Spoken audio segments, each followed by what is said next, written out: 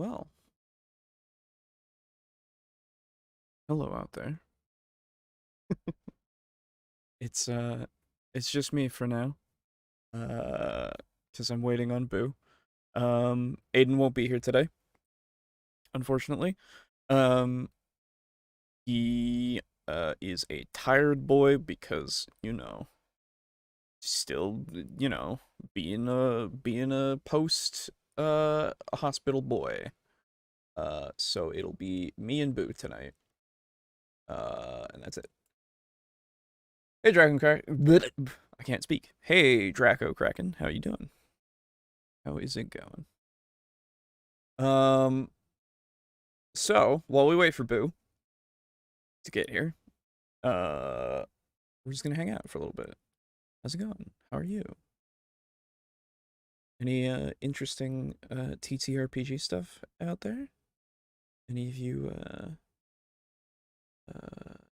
have any interesting stories? Hey, how's it going, Royd? Seen a drop in COVID rooms? Hell yeah, dude. Good.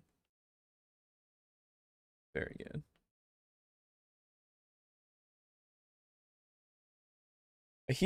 I haven't heard, like, anything about the vaccine itself. Like, where we're at with that. I was talking to, someone today, and I was like, the last time I heard anything about the vaccine, it was, like, Sir Ian McKellen, way back, had gotten it. It's for age 60 and up. Okay, gotcha. That makes sense. Interesting. But yeah, so one day, one day, but yeah, at least on Indiana. Not really. Okay. I know, like some medical professionals also are getting it now. I don't know. Oh, yo, you got your first shot yesterday. That's good, Slay. That's good. That's good. Yeah, I heard it's like a 2-part thing. Getting first shot next weekend for peeps that work in hospitals. Yeah, okay. Yeah. Hello. Hey, how's it going? Who are you talking to? I'm talking to the chat. Okay. So, what the fuck with Aiden, man? Oh, yeah, it's just bad luck. It's whatever at this point. But he's, we're not going to go into it, obviously. Yeah. Yeah. But anyway, let me turn things up because I can't hear you as much for some reason. Okay, I'm good now. It wears most people out. The shot does? Okay, interesting. Talking about COVID vaccine while we were waiting for you. But yeah. It worries people? No. Wears them out. Oh, yes, that's what I've heard. Yes, yeah. Getting at any vaccine, apparently does that. Just, yeah. Yeah, exactly. I think it's your body just assimilating it. Yes, yeah, exactly. Second shot? Okay. Well, now that Boo is here, we can move on. So, hello out there. Welcome back to the TableTalk Discussion and Discourse podcast. I, as always, am your host, Alejo, aka Radon95. And I, not as always, but am still playing Terraria. I'm in hard mode now, and so I'm trying to do some fucking hell fishing. Oh, there you go.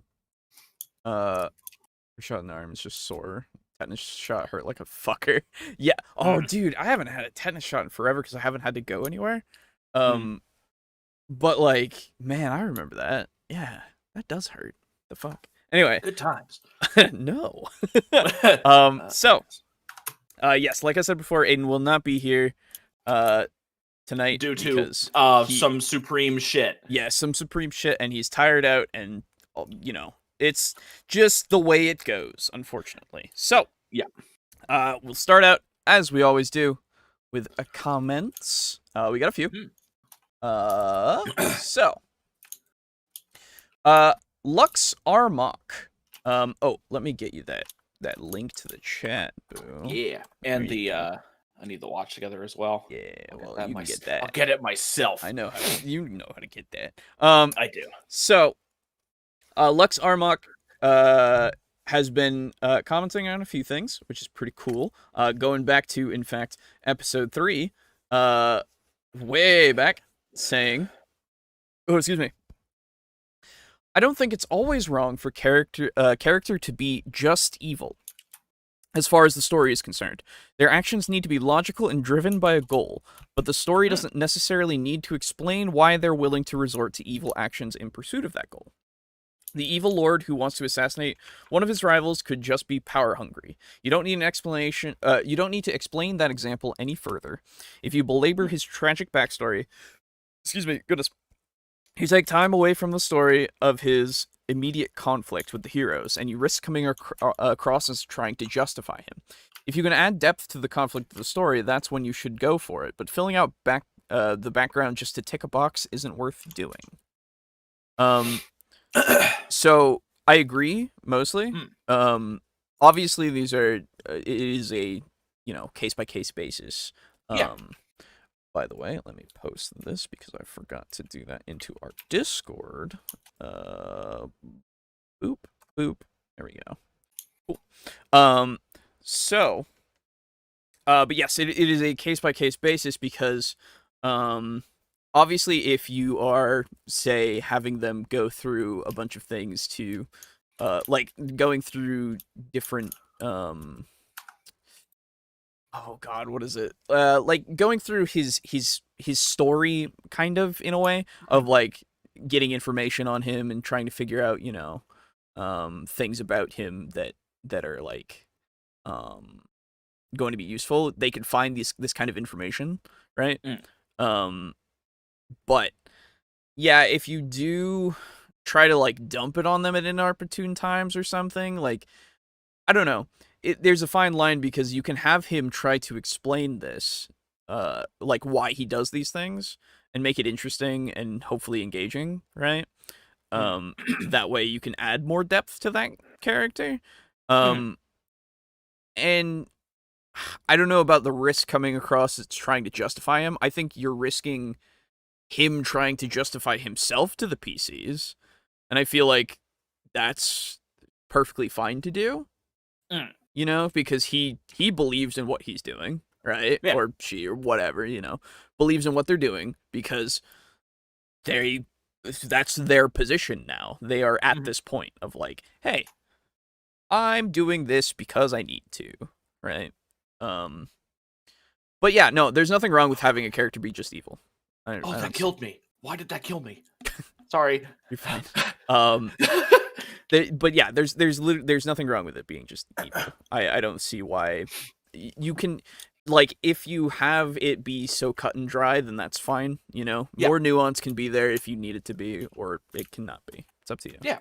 It's honestly, it can sometimes be very refreshing to be like, this guy is evil. Why? Because he is evil. Okay. Sometimes it's very refreshing to just have an enemy that's evil for evil's sake. Absolutely. Slicex says, I need to watch this infamous episode 3. It's, that was one. It was a long while ago. Yeah. It's fun sometimes to just go full Punisher on an unrelenting puppy kicking dick. Absolutely. Yes. Oh, absolutely. Yeah. Yeah. There's nothing wrong with it. It also just depends on the tone that you're going for. If you just want there to be a bad guy, then there's nothing wrong with just having him be evil. Yeah, absolutely. And then you get the problem where people are like, oh, well, he can't be 100% evil because 100% evil doesn't exist, and then you get alignment arguments, and that's really the only problem I really see coming from shit like that. But I think that can come from anywhere, really. Yeah, there's another video that I found while I was doing some searching today.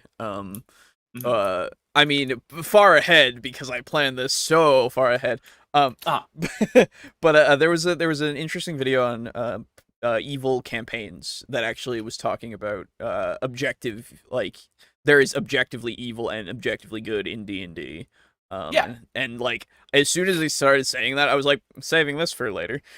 Yeah. So at some point we'll probably go over that, but that does exist in the world. And I mean, it doesn't necessarily. I mean, no. So it depends, right, on your world, of course. But if you're using quite literally the stock standard D&D stuff, objective good and evil exist, right? Yes. So those things can be shown. I was just about to read that, Draco Craig, but now it's gone. So yeah. Quick, use the Wayback Machine. Right, exactly. Yeah, I still don't. I feel like I need to go into like YouTube settings for our channel and like make it so that it doesn't filter out things, because it filtered out back when he was saying about the like go full Punisher on unrelenting puppy kicking dick, and I think it's because YouTube is like censoring some things in the top chat, which is and I don't some yeah, but I don't know why it does that, or why I can't change it to live chat. It's really annoying and I hate it. So you can't change it to live chat? I can't for the stream itself, no. Oh. I guess what I could do, actually, in the future, what I'll do is I'll make another window capture, and I'll do that for next time. Never mind. I've got an idea to fix it. Okay. So anyway, next comment. Timothy Martin on last episode says, "Awesome video. Really enjoyed it. Have a nice day." Thanks. Thank you. Not very constructive, but thanks, I guess. No, super appreciate it. Thank you. Yeah. That's right. Dark Anime Vampire. Sorry. Let me properly say. I don't want to put you on blast. But oh boy. XX Dark Anime Vampire XX. Hell yeah. I remember those days. Anyway, they never went away. They never went away. It's true. It's true. They'll always be with us. Yeah. Reunited, and it feels so damn good. Yes. In regards with what to and who? With Aiden coming back. Oh, yeah. Last episode. Yeah. But yeah, absolutely. Excuse me. Jesus. So next off, from last episode as well, we have Bramble saying, when it comes to chasing a player up a tree, it can easily be done in 5th edition given proper preparation by both DM and player. It all comes down to what is asked for prior to play. Previously, I relied on the players preparing useful backstories for their characters that I can then utilize to instill stakes and character motivation action in play. This, as many DMs come to realize, garner varying results ranging from incredibly elaborate backstories that, while useful, can become unwieldy to a lack of any backstory at all. As of late, any backstory at all. As of late, I've pivoted to asking for a questionnaire to be filled out. It's one I wrote myself that assumes characters have had certain experiences, helping an NPC, slighting an NPC, having a great accomplishment, and great regret. It also assumes characters have personal goals they wish to achieve and known internal and external setbacks that they seek to overcome. The questionnaire aids the player in forming a backstory that is useful for both me as a DM when devising adventures and hooks that would get the player engaged. It is useful. Yeah, okay. My brain keeps saying like I'm reading this wrong somehow. Anyway, while I've orchestrated that their character has certain aspects and desires, the players define what they are. When time comes for me to back the player into a corner to chase them up a tree, I can rely on the questionnaire to know exactly what to place in peril or present to them that will get me the desired response, all the while respecting their autonomy. TLDR, use what your players/PCs already care about to engage them, and if they care about nothing, make them care beforehand. Here's a link to my character questionnaire. Some questions do make mention of heritage and lineage. It's a work-in-progress system I've devised that takes the place of race in 5e. That's cool. Yeah. There's also a link to it, which I will show you in a second. But so I agree, right, with what he's saying. It's filtering potential offensive language. It is. Okay. Yeah, I'll go in next time and see if I can fix that. But anyway, So, yeah, I agree with what he's saying, because he's saying this is a you do this with your DM and your player together, right? Like, they are talking about this beforehand. You're actually making this happen because of that. And what Colville was saying last time didn't give me that impression. Yeah, it really didn't. It really didn't give me that impression at all. It was just like, hey, we're gonna do this. We're gonna back them into a tree and figure, like, and we're just gonna do it, right? Like, it doesn't matter what happens. Whoever they have right now, fucking get them, right? And like, maybe it was. I don't even know if I can say that it was implied, because I don't know. It didn't feel that way. It didn't sound that way. So I can't really speak for that, but if we miss the implication, somehow let us know. But I can't remember it being implied even. So I don't know. But if you're going to use backstory and stuff to actually do this, then yeah, okay, that's fine. Like, that you're still playing into, as you said, the player's autonomy, like, or respecting it, which is great, because you're not just going, fucking go. Yeah. Right.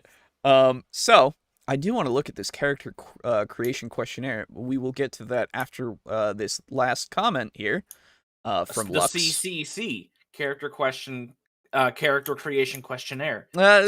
Spelled with a CW. Questionnaire. So yes, so the last one is from Lux Armok again on last episode, saying, I know the RoboCop remake got a lot of hate, but you should watch it and form your own opinion. I actually liked it. I wouldn't call it one of the greatest movies ever made, but it was worth seeing. I think people are mostly put off just because they changed the tone, but I think they actually made the right decision there, because the original version took some serious talent to make it the way they did, and attempting to recreate it would have much more likely ended with a pale imitation that would not have been enjoyable at all. You could look to RoboCop 3 to see what the outcome would have been like. What they did create instead deserves a better chance than it was given. Edit posted just before the next subject came up. So I think the problem with it, I understand the that standpoint. Sure. But I think my issue with it is that if you have something as beloved as RoboCop, you have two options. It's either remake it and try to be as faithful as possible, or just don't remake it. So, I don't have that stance. Okay. I think you can do whatever you want with any property you want. You just have to make it well. Okay, right? Then how about Lord of the Rings?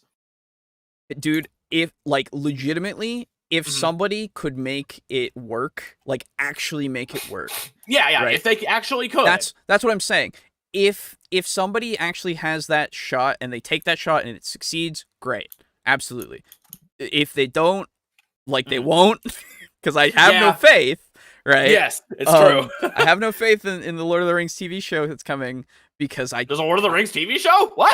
That's what it is. That's the remake, quote unquote. It is a TV show. Yeah. Oh, I didn't know that. Yeah, I think so. I think that was the case. Yeah. But anyway, I just pulled that out of my ass. Yeah, there you go. I should be a TV director. This goes into, like, if they make it and they make it well, like, give them a shot. Whatever. I don't care. That's fine. You can take that shot. You just have to make sure that you're making it as best as you can. And yeah, it's not going to compare it to the original as well. Obviously, that's just something that happens, right? Yeah. Remakes and sequels and all of that, they can't compare to the original usually. But they didn't do that as far as I'm aware. Now, I will give you this. I haven't watched it myself. But the point of things out there that are called reviews, right? Reviews and impressions and opinions from people that you respect and trust their opinions of, right? The TV show is the age before Lord of the Rings. That's right. I forgot. Yeah. Okay. No. So if that's the case, fucking go for it, right? Like, you're not doing the story like it's already been told. If you're doing it before that, neat.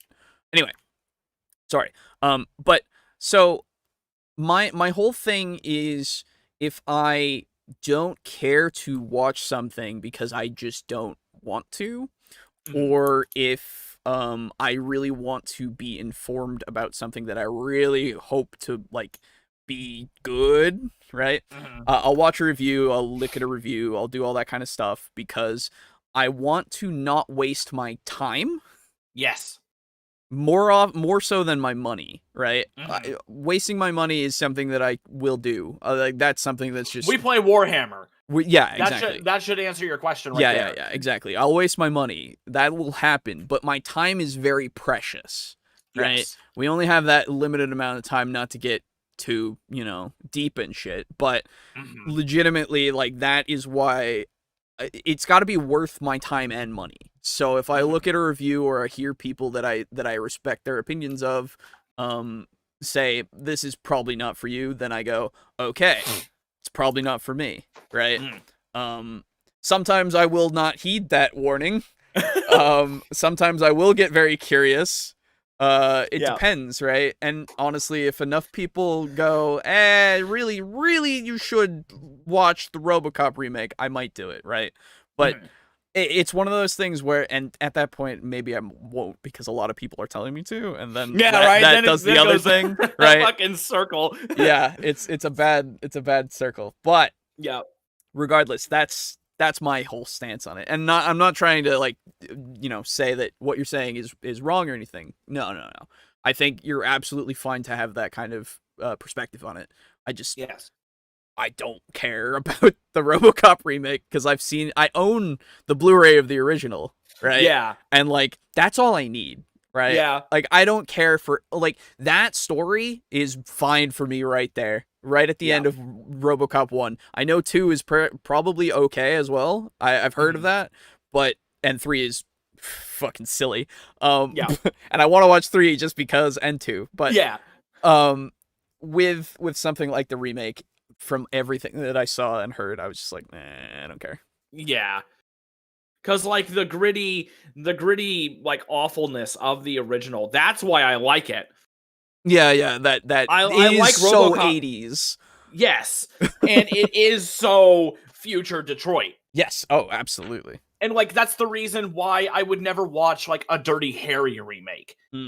Because the reason why I like Dirty Harry is because of how filthy and grimy the fucking 70s are. Sorry, 70s. Sorry, period of time that is far past and was very grimy, yes. Yeah, sorry. It's true. But yeah. No, it's not a flattering thing to call it, but it's true. And I'm willing to accept that I might even like the RoboCop remake. I just don't care. Right? Yeah. I just don't care. Anyway, one of those few people that believe that a good live-action anime adaptation is possible, but difficult and niche.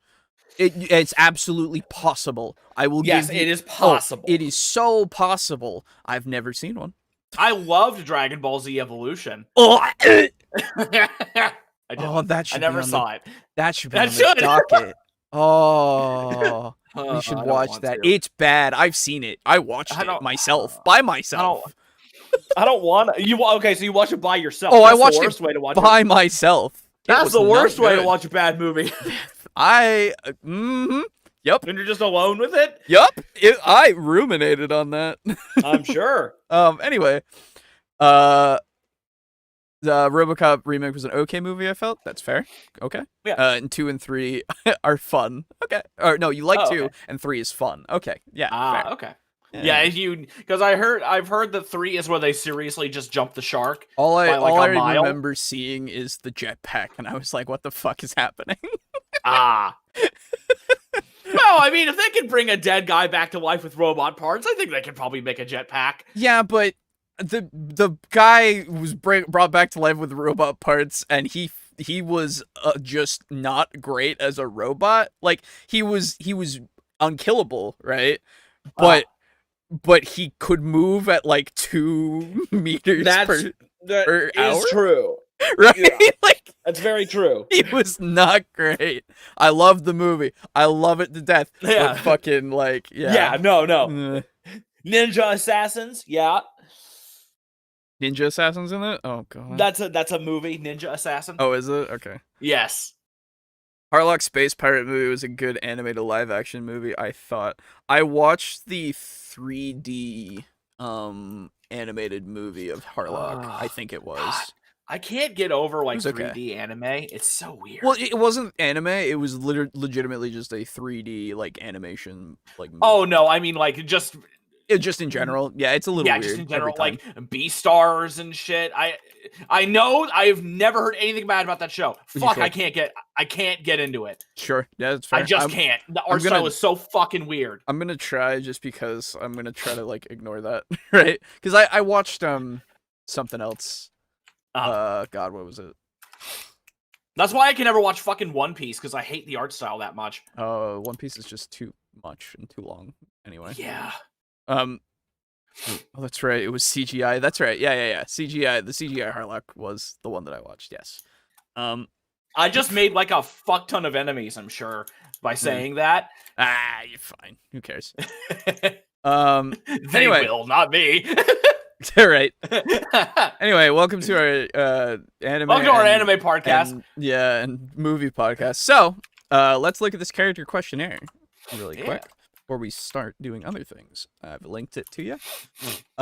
So, character creation questionnaire. The story of your character. This is a little small because my eyes are like a old person's. Anyway, excuse me. So, the campaigns I run are very character-focused. While the world of Abrox, I don't know, is rife for exploration, it is also an ever-evolving work in progress that expands as I make new content and players shape it with their characters' interactions. I love it already. Okay, okay. That's exactly how I like doing my worlds, where the characters, whatever they do, will affect how the world like goes forward. Yes, good. So basically, what I'm hearing is that you don't like to do any work. You want your players to do all the work for you. I see. Every aspect of my games are a work of collaboration between player and DM. Nice. Ooh. The world of Abrazk is merely a backdrop for your character's story to be told. The questions below will help me in ensuring your time spent playing your character will be fulfilling and rewarding. Let's work together to make a tale that will be recounted for years to come. Dude, I like your little intro here. I like that little intro. Yeah. That's really nice. About your character. Well, what if my world isn't named Abrox? This is... Shush. Okay. Okay. About your character. What's your character's name? What's your character's alias? What is your character's heritage and lineage or race? What is your character's background and profession? Who is your character's mentor? Heritage and lineage / background and profession. How is your character's upbringing? That's always an important one, I think. What will your character die for? Okay. What will your character never cross? Or what line will your character never cross, and why? Okay. What is your character's personal goal? What is preventing your character from achieving their goal? Internal. Ooh. What / who is preventing your character from achieving their goal? External. I like the idea of having internal and external, because it could be no external thing at all. It could just be internal, right? Yeah. Or other way around. What is helping your character achieve their goal? What drives your character forward? What does your character consider to be their greatest achievement so far? What is your character's greatest regret? What might others have heard about your character before meeting them? Upon seeing them, what do others first notice about your character? After speaking with them, what do others notice about your character? How does your character decide who to trust? Who has your character helped and why? Who has your character slighted and why? Who is the most important person to your character? What is your character's most prized possession? How does your character relax? What is your character afraid of? What is your character's happy ending? And what is your character's worst nightmare? Hey, Mog. How's it going? Yeah, I think this is a great questionnaire. I really do. That's really good. It's very in depth. It's got a lot for you to work with here. So, and it's also a lot of very simple stuff. Yes, yeah, absolutely. That's the other thing, because like you can we watched a video from How to Be a Great GM one time, and the thing that he did was don't kill your parents and your backstory, so that way you can have parents to work off of. And then a simple question like, talk about your parents. You know, it's like, what is your relationship with your parents? Are they alive? And like, do you like them? Do you dislike them? Why? Just really simple questions can really facilitate a lot of backstory. It's great. With this, you can be as detailed or as sparse as you want to be. Like exactly, it's really good. I very much enjoy this. Like the Q&A, is it public? This is this was commented on our last episode, so yes, it is public.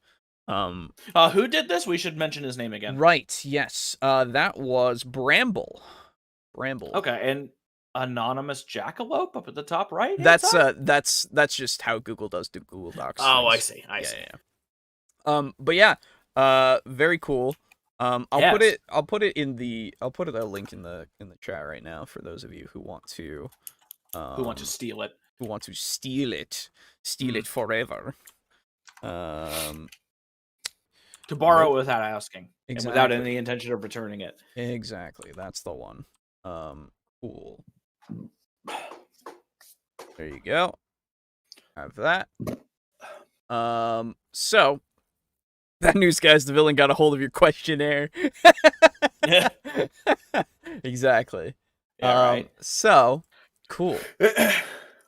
Well, very cool, Bramble. If you have any more of those kinds of things that you've been doing, I would love to see them because that's some good shit right there. Anyway, so it's not stealing, it's recycling. That's true. So today, everyone, we are brought to you, of course, by viewers like you. Thank you. We'll get to them later on, but we're gonna start with our first video. So, yes. Boo! What? In combat. Do you role play? No. Oh. Of course not. Why would you do that? No. Why the hell would I do that? Well, for I don't remember Nick Pearson. His players also don't role play in combat. Well, sounds like they are very, very good players for not having done that ever.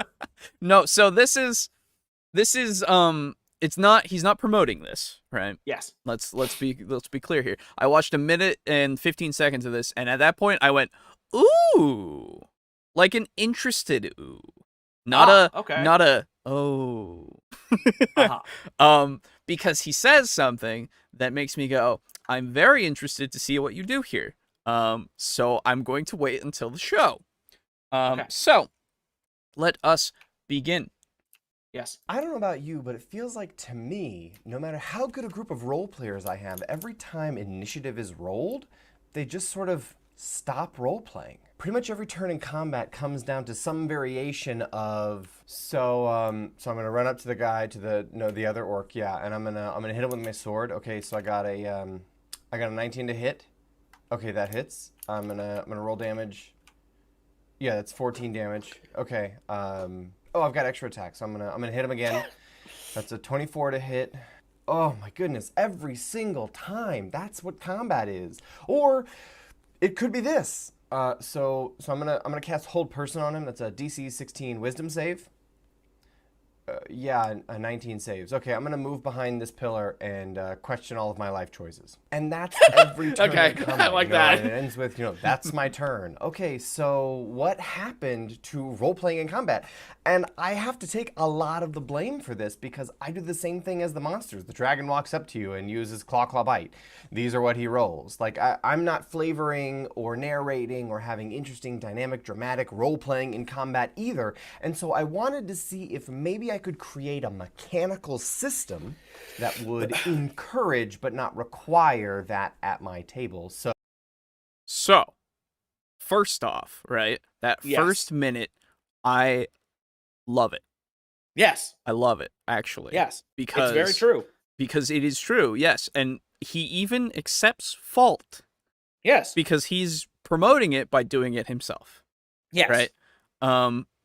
Like, already my brain goes, yes. It's firing off. My neurons are going. I've been playing a lot of monkey game, Ancestor, Human Odyssey, and so I'm looking in my own brain and seeing those neurons now fire and connect. It's a great game, by the way. Really fun. Yeah, I looked into it. I never actually got around to it. Oh, you should. Oh, it's super fun, actually. Anyway, but so good. And as soon as he said, I want to find a way to make this like a mechanical thing that you don't have to do, but it's just an option to do, right? It also made me go, yes. Yes. I can actually point to a couple games that actually one that I know off the top of my head that has stuff like that. The one that I know of for sure is 7th Sea, actually. That's right. Yes. Where every time you make a character, you have you choose like a background and you choose a whole bunch of other stuff during character creation, but you choose a quirk and a it's like the negative it's a negative version of a quirk. Fault? I will go with fault. I don't remember if it's called fault, but yeah. Basically, you choose a quirk and a fault. And a quirk is basically just a straight bonus that has to do with like the way you built your character. And the fault is something negative that has to do with your quirk. And so if your quirk is like I don't know. And what am I trying to say here? Say your quirk is like lawful or something like that. Sure. And you get bonuses for, acting in a good, lawful manner. Like, you see a thief, you call them out, you try to chase them down. You actually get, in 7th Sea, you get what's called hero points. That lets you do big super abilities. And there is a specific fault that you can take that I remember off the top of my head called timid, where if you ever downplay your role in any action that would benefit both either you or both you and your party, you get a hero point. Even if that goes, even if it like negatively affects your party for being timid in this situation, you get a hero point for acting that way. And you're in a group of pirates. They're facing off against other pirates. Your character sees across the deck, on the other ship's deck, there's a man with a rifle aiming it at your captain, and you go, "Hey guys, there's no, not like that. It's like you shoot him, and they're like, "Who did that? What man saved me?" And everybody points to you, and you're like, "Oh no, no." Oh, okay, gotcha. It's like that. Okay. So you're just like, "Oh no, I didn't do that." And so, like, admitting that could be very beneficial to you and your other partners on the ship. But since you're timid, you can choose to downplay it and then not get any benefit from that. And maybe like some scummy, like third or second mate is like, "No, I did it." Right, yeah. Oh, no, it was him, yeah. Yeah. And then there are ones specifically... There are faults like that are specifically for combat. So it does actually allow you to roleplay certain ways in combat and get a real bonus. That's not actually just like inspiration like D&D where you just kind of wind up playing favorites. Yeah. Well, so the other thing that I would also put is like, we've done it before of just like, hey, in combat, I just want to do this thing. How's it going to play out? Right. Yeah, exactly. And like, that's the thing that a lot of people will do, I think. Where it's just like, they'll just do whatever they want to do with it. Like there's barrels in the room and they go, all right, I'm going to kick over the barrels so that they all fall and start rolling at my opponents. Right. And then you go, okay, let's do it. Right. Like, it's not necessarily just role-playing. It is also kind of looking to your environment and seeing what's there, but it is, in a way, kind of role-playing. So, trust me, as a former teacher, steal, edit, repurpose anything and everything. Yes. It's called plagiarism. Illusion of choice. Yeah, there is a big illusion going on. Don't worry about it. I think we're all guilty of doing simple combat, especially when the combat is long. I try to narrate combat in the beginning, or when doing so, add something to combat. Yeah. Oh, absolutely. We were talking about, or if something spectacular happens, like when we just had a notice. We did just have a session last week, finally, where no nat ones or Brogan or whatever you want to call him, that guy. He used a shocking touch on a wolf, and that's right. It nearly killed him in one hit. And I'm like, ooh, that was a lot of damage in one fucking hit. So, like, you know what? I'm going to narrate this out. And I described how you could see, like, burn marks appearing in his mouth. His teeth were glowing, red from the heat and shit. It was really, and it was very, very cool. It was very, very descriptive. But you can't do that every time, because once you start doing it every time, then you start to lose the specialness of it. Yeah, exactly. Like the big things get their moment that you narrate, and it's always that's kind of the case, right? Hey, Chrono, they better kick over those barrels. I put all the time into painting those prop minis. Yeah, exactly, dude. Right? Like, dude, I super honest to God, I wish that we played in person. So like, I would so want to get terrain and like set up terrain and like, man, be so. But then you got it. Well, the thing is, it's a lot easier to do that if you have a campaign that takes place in just a few specific spots. Dude, fuck it. I want to make fucking terrain. That's the thing. It's bad. It's a bad thing to do for financially, but man, it would be so fun. Yeah, and make little dioramas, basically. Yeah. I would be so bad at it, but anyway. Yeah. So, let's continue, because I'm very interested to see what mechanically we can do. In D&D. Make all the terrain, then use it for 40k. Exactly. Yeah. So much terrain. I'm running out of space in my house, dude. Give me some. I'll take some. So let's see what we came up with. Hey everybody, it's Nick, and this was a problem for at my table since I've started DMing, and I haven't figured out a way to fix it, and I haven't put real big effort into fixing it, and I never figured it out. Focused on different areas, and this is the area that I'm focusing on right now as a DM, and I looked at it and said, this is a problem. I think combat can be super narrative and flavorful and have interesting role-playing moments and cool decisions made as characters, but oftentimes once combat gets started, players just look at their character sheets and go, these are the things I can do, so I only get to do these things, and if I were to do something mechanically different, it would be suboptimal, so I'm not going to do anything creative. I'm just going to go up and hit him with my sword because that's the most powerful thing I could do in combat, so that's all I can do. And I wanted to sort of break that mindset and mentality, and I tried to come up with, honestly just steal, a rule set that I think will create this system a little bit, or at least encourage it.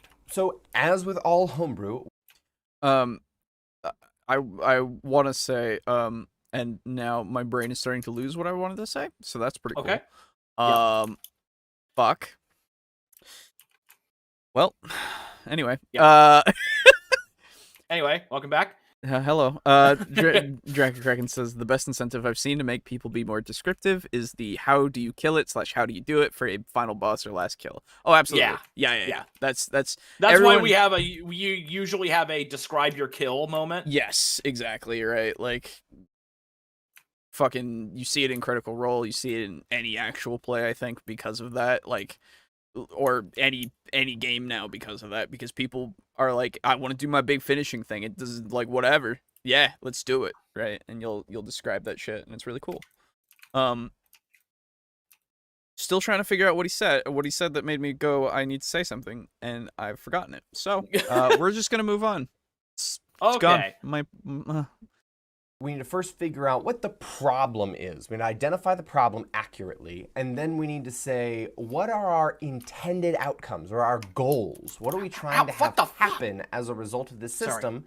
And then, what is the system we implement? And then we look and see, did it accomplish what we were going for? All right, so first, the problem. I've sort of identified the problem already. I think that players are not narrating or creating flavorful or interesting decisions or actions in combat. And the intended outcomes are fixing that. I want to have players feel like they are able to have creative choices in combat, but also I want them to narrate and flair and flavor their actions more while initiative has been rolled. So credit where credit is due.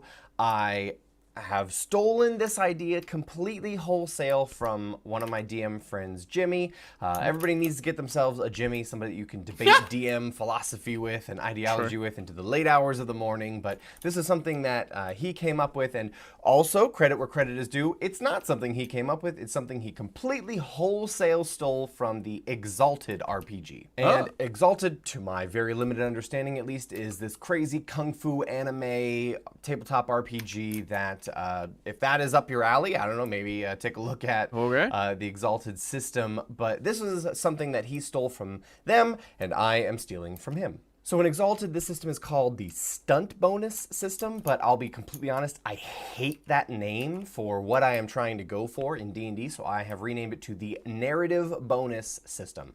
So all this is if you narrate your action in combat, you get a +1 to your proficiency for that action.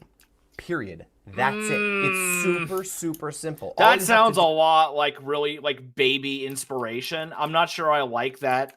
Just the effect specifically. I like the what am I trying to say? I like again, it's the same thing as with I like the objective. I like what you're trying to do, but not the effect. Because that makes it way too gamey, I think. Yeah. Like there's a balance, I think, that you need to do that is both, and it's hard because when you do this right, when you do this in this way, it's just like anything literally so it makes it so there's this now is it doesn't feel optional. Right? Yeah, it really doesn't. It feels like in that becomes the kind of thing where it's like, well, I'm not going to be good enough to function if we don't do it. So yeah, exactly. Gotta do it. It is quite literally, instead of making it more of a creative kind of thing, it is a more forced thing because it will always give you that +1, regardless of how you do it. Like, I assume there's variation, and maybe he'll go into it. I assume there's variation of like you need to describe it more than just a few words, right? Like you want to actually paint me a picture, maybe. I don't know, but regardless, it is quite literally, if that is always going to happen, there is no reason not to. And like, again, it's fine, right? It's fine. It's just like it seems way too removed from what you're trying to do, because you're trying to you're trying to encourage role playing, but you're doing it specifically and really only with a gameplay mechanic. So role play and make this seem more thematic, and then you'll be rewarded in terms of gameplay. It doesn't really work for me. So this is again, this is the thing of like, whenever we kind of role play something out, we describe something, we kind of it depends, right? Because when we're doing it for 3.5, 3.5 has actual like called shots and stuff, right? Like you can do that. That is a part of the system. Now, that is technically only if you take the feat, but we always work with everybody can do it, because why the fuck not? Yeah, because it makes sense. It's sense is always the thing. Sense is a big thing that we do. So when you do that kind of thing, we still take the penalty and stuff to do it, but if you do it, then like you poke the guy in the eye, right? Or you slice at his hand and he drops the thing. Like it's however that works. And like, when you, I don't know, like with my barrel example, let's say you kick the barrels over and now there are a bunch of barrels everywhere as well, right? Like that is a difference of also the terrain that you've created, more so than just I get a +1, right? And like, I assume if they did the same thing in his setting, that would work too. Like they would go, okay, there are barrels everywhere now, right? Like I assume that would also be the case, but I don't know. This guy has worked in the STEM field. It's the way he approached the problem. There you go. Probably. I don't know STEM. Yeah, no. I made this. You made this. I made this. Slaps a coat of paint on it. Yeah. It's that meme. It's good. Yeah. I haven't played Exalted, but isn't it a game of massive D6s? I don't know, but that sounds neat. It sounds like a thing. I don't know. Maybe it'd be cool. This makes me wonder if I could make a support system like Fire Emblem that only progresses if you make moves that would bond you inside and outside of combat. I haven't played Fire Emblem. A lot of people have, and it's really good. I would really like it. I know that, but I just never have. So I don't know. You'd have to explain that further. But if that's like inside of combat, if you do a move to like, I don't know, assist an ally, does it raise the bond? I assume. I don't know. And then you talk outside of combat. That's literally just role playing in D&D. So yeah. Yeah. I couldn't imagine RPing in 4E combat encounters. They would be like 8 hours long. Yeah. That's the other thing. The reason why we cut combat down to like very, very simplistic terms is because of how long it takes. Yeah, exactly. As fun as combat can be, you don't want to be there that long. Yeah, let's. I mean, hell, we had a boss fight with one I was just enemy. About to say, yeah, that took an hour. And how long did that take? Like 2.5 hours? I think it was an hour. I would have to go back in the footage, but and we were all having fun. We all it was super fun. But it takes forever. It takes a long time. But yeah. So, do is instead of saying I hit the guy with my sword, is I wipe the blood from the corner of my mouth, I make eye contact with the troll, I swing my sword at his head, and then pivot at the last second, sort of feinting to try to catch him off guard. Awesome. It's a +1 to your attack. Or I grab my holy symbol in my left hand, and with my right I draw the necessary runes, and then I utter the word of power and cast banishment on the creature.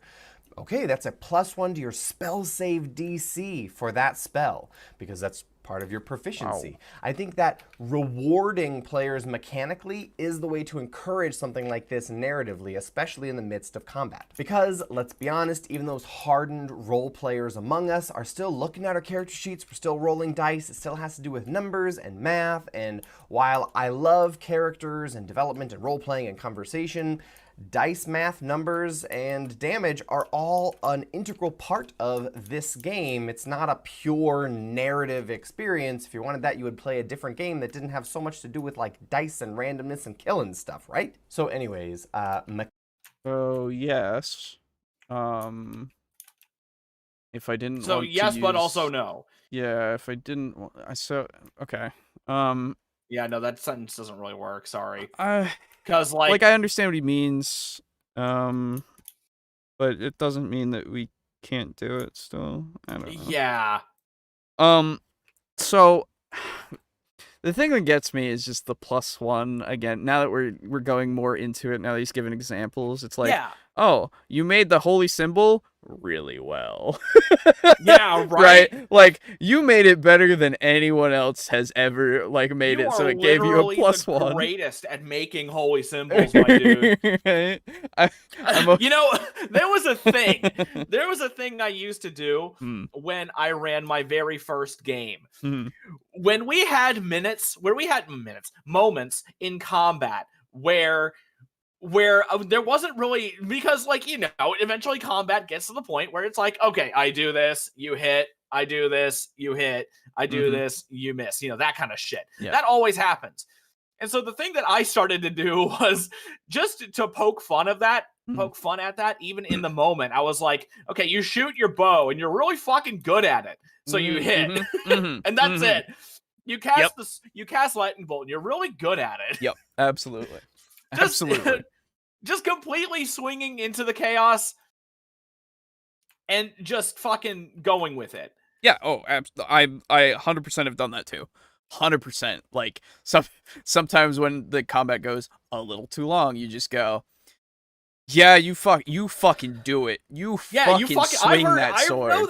I know that you do that. Like, yeah, I remember you saying that exact fucking quote to me sometimes. Yeah, exactly. Fucking do it. Like, I don't think there's anything inherently wrong with combat eventually becoming that. no, I don't think so. I don't think so. And like as we've said, give those special moments the specialness they deserve, and then we're good.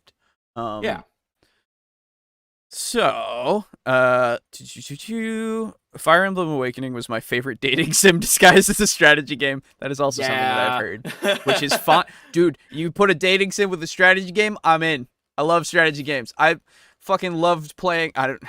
So when are we gonna get Honey Pop Awakening? No. Honey Pop Hero's Journey or something. Ooh, God. Ooh. That probably already exists somewhere. Yeah, probably it already does. No, but I was gonna say this might be a poll, but I fucking played and still love the shit out of Shining Force.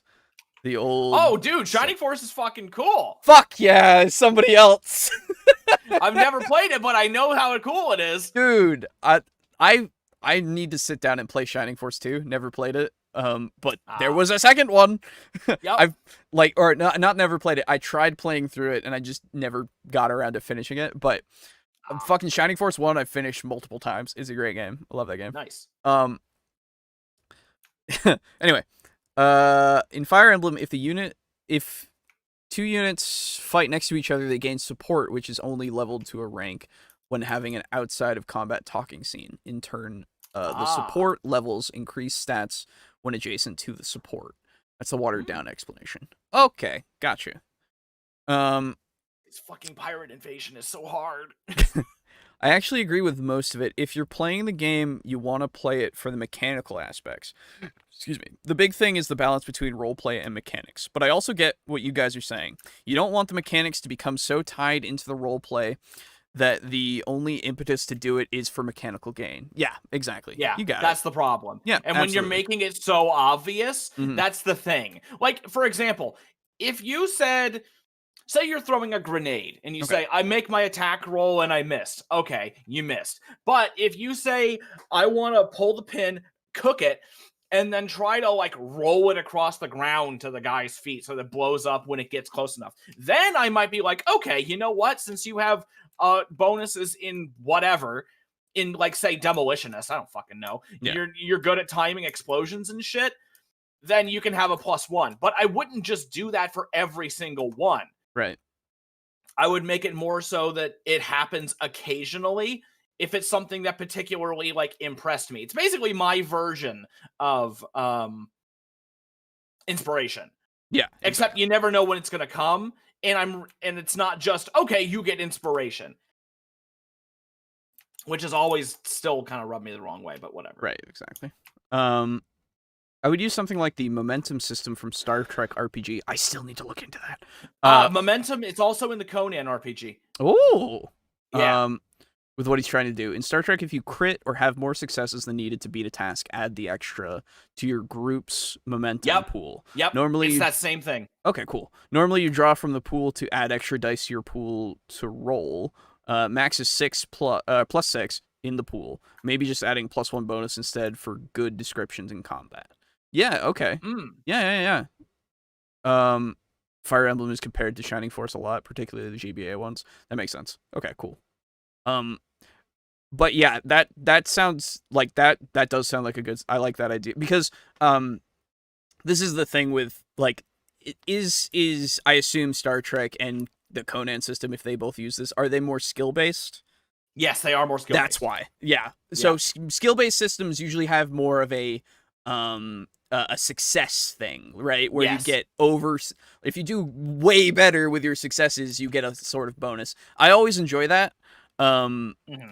And like, yeah, if you did that somehow, that would be neat to do. That's like what D&D is built. You can't really do it, right? D&D. And that's why Pathfinder has that with the critting. If you have like 10 over their AC, you'll always crit if you do that, or you get the natural 20, right? Yeah, it actually has something like that, which is why I like the Pathfinder system. It accounts for that shit, and it also has the degrees of success and failure.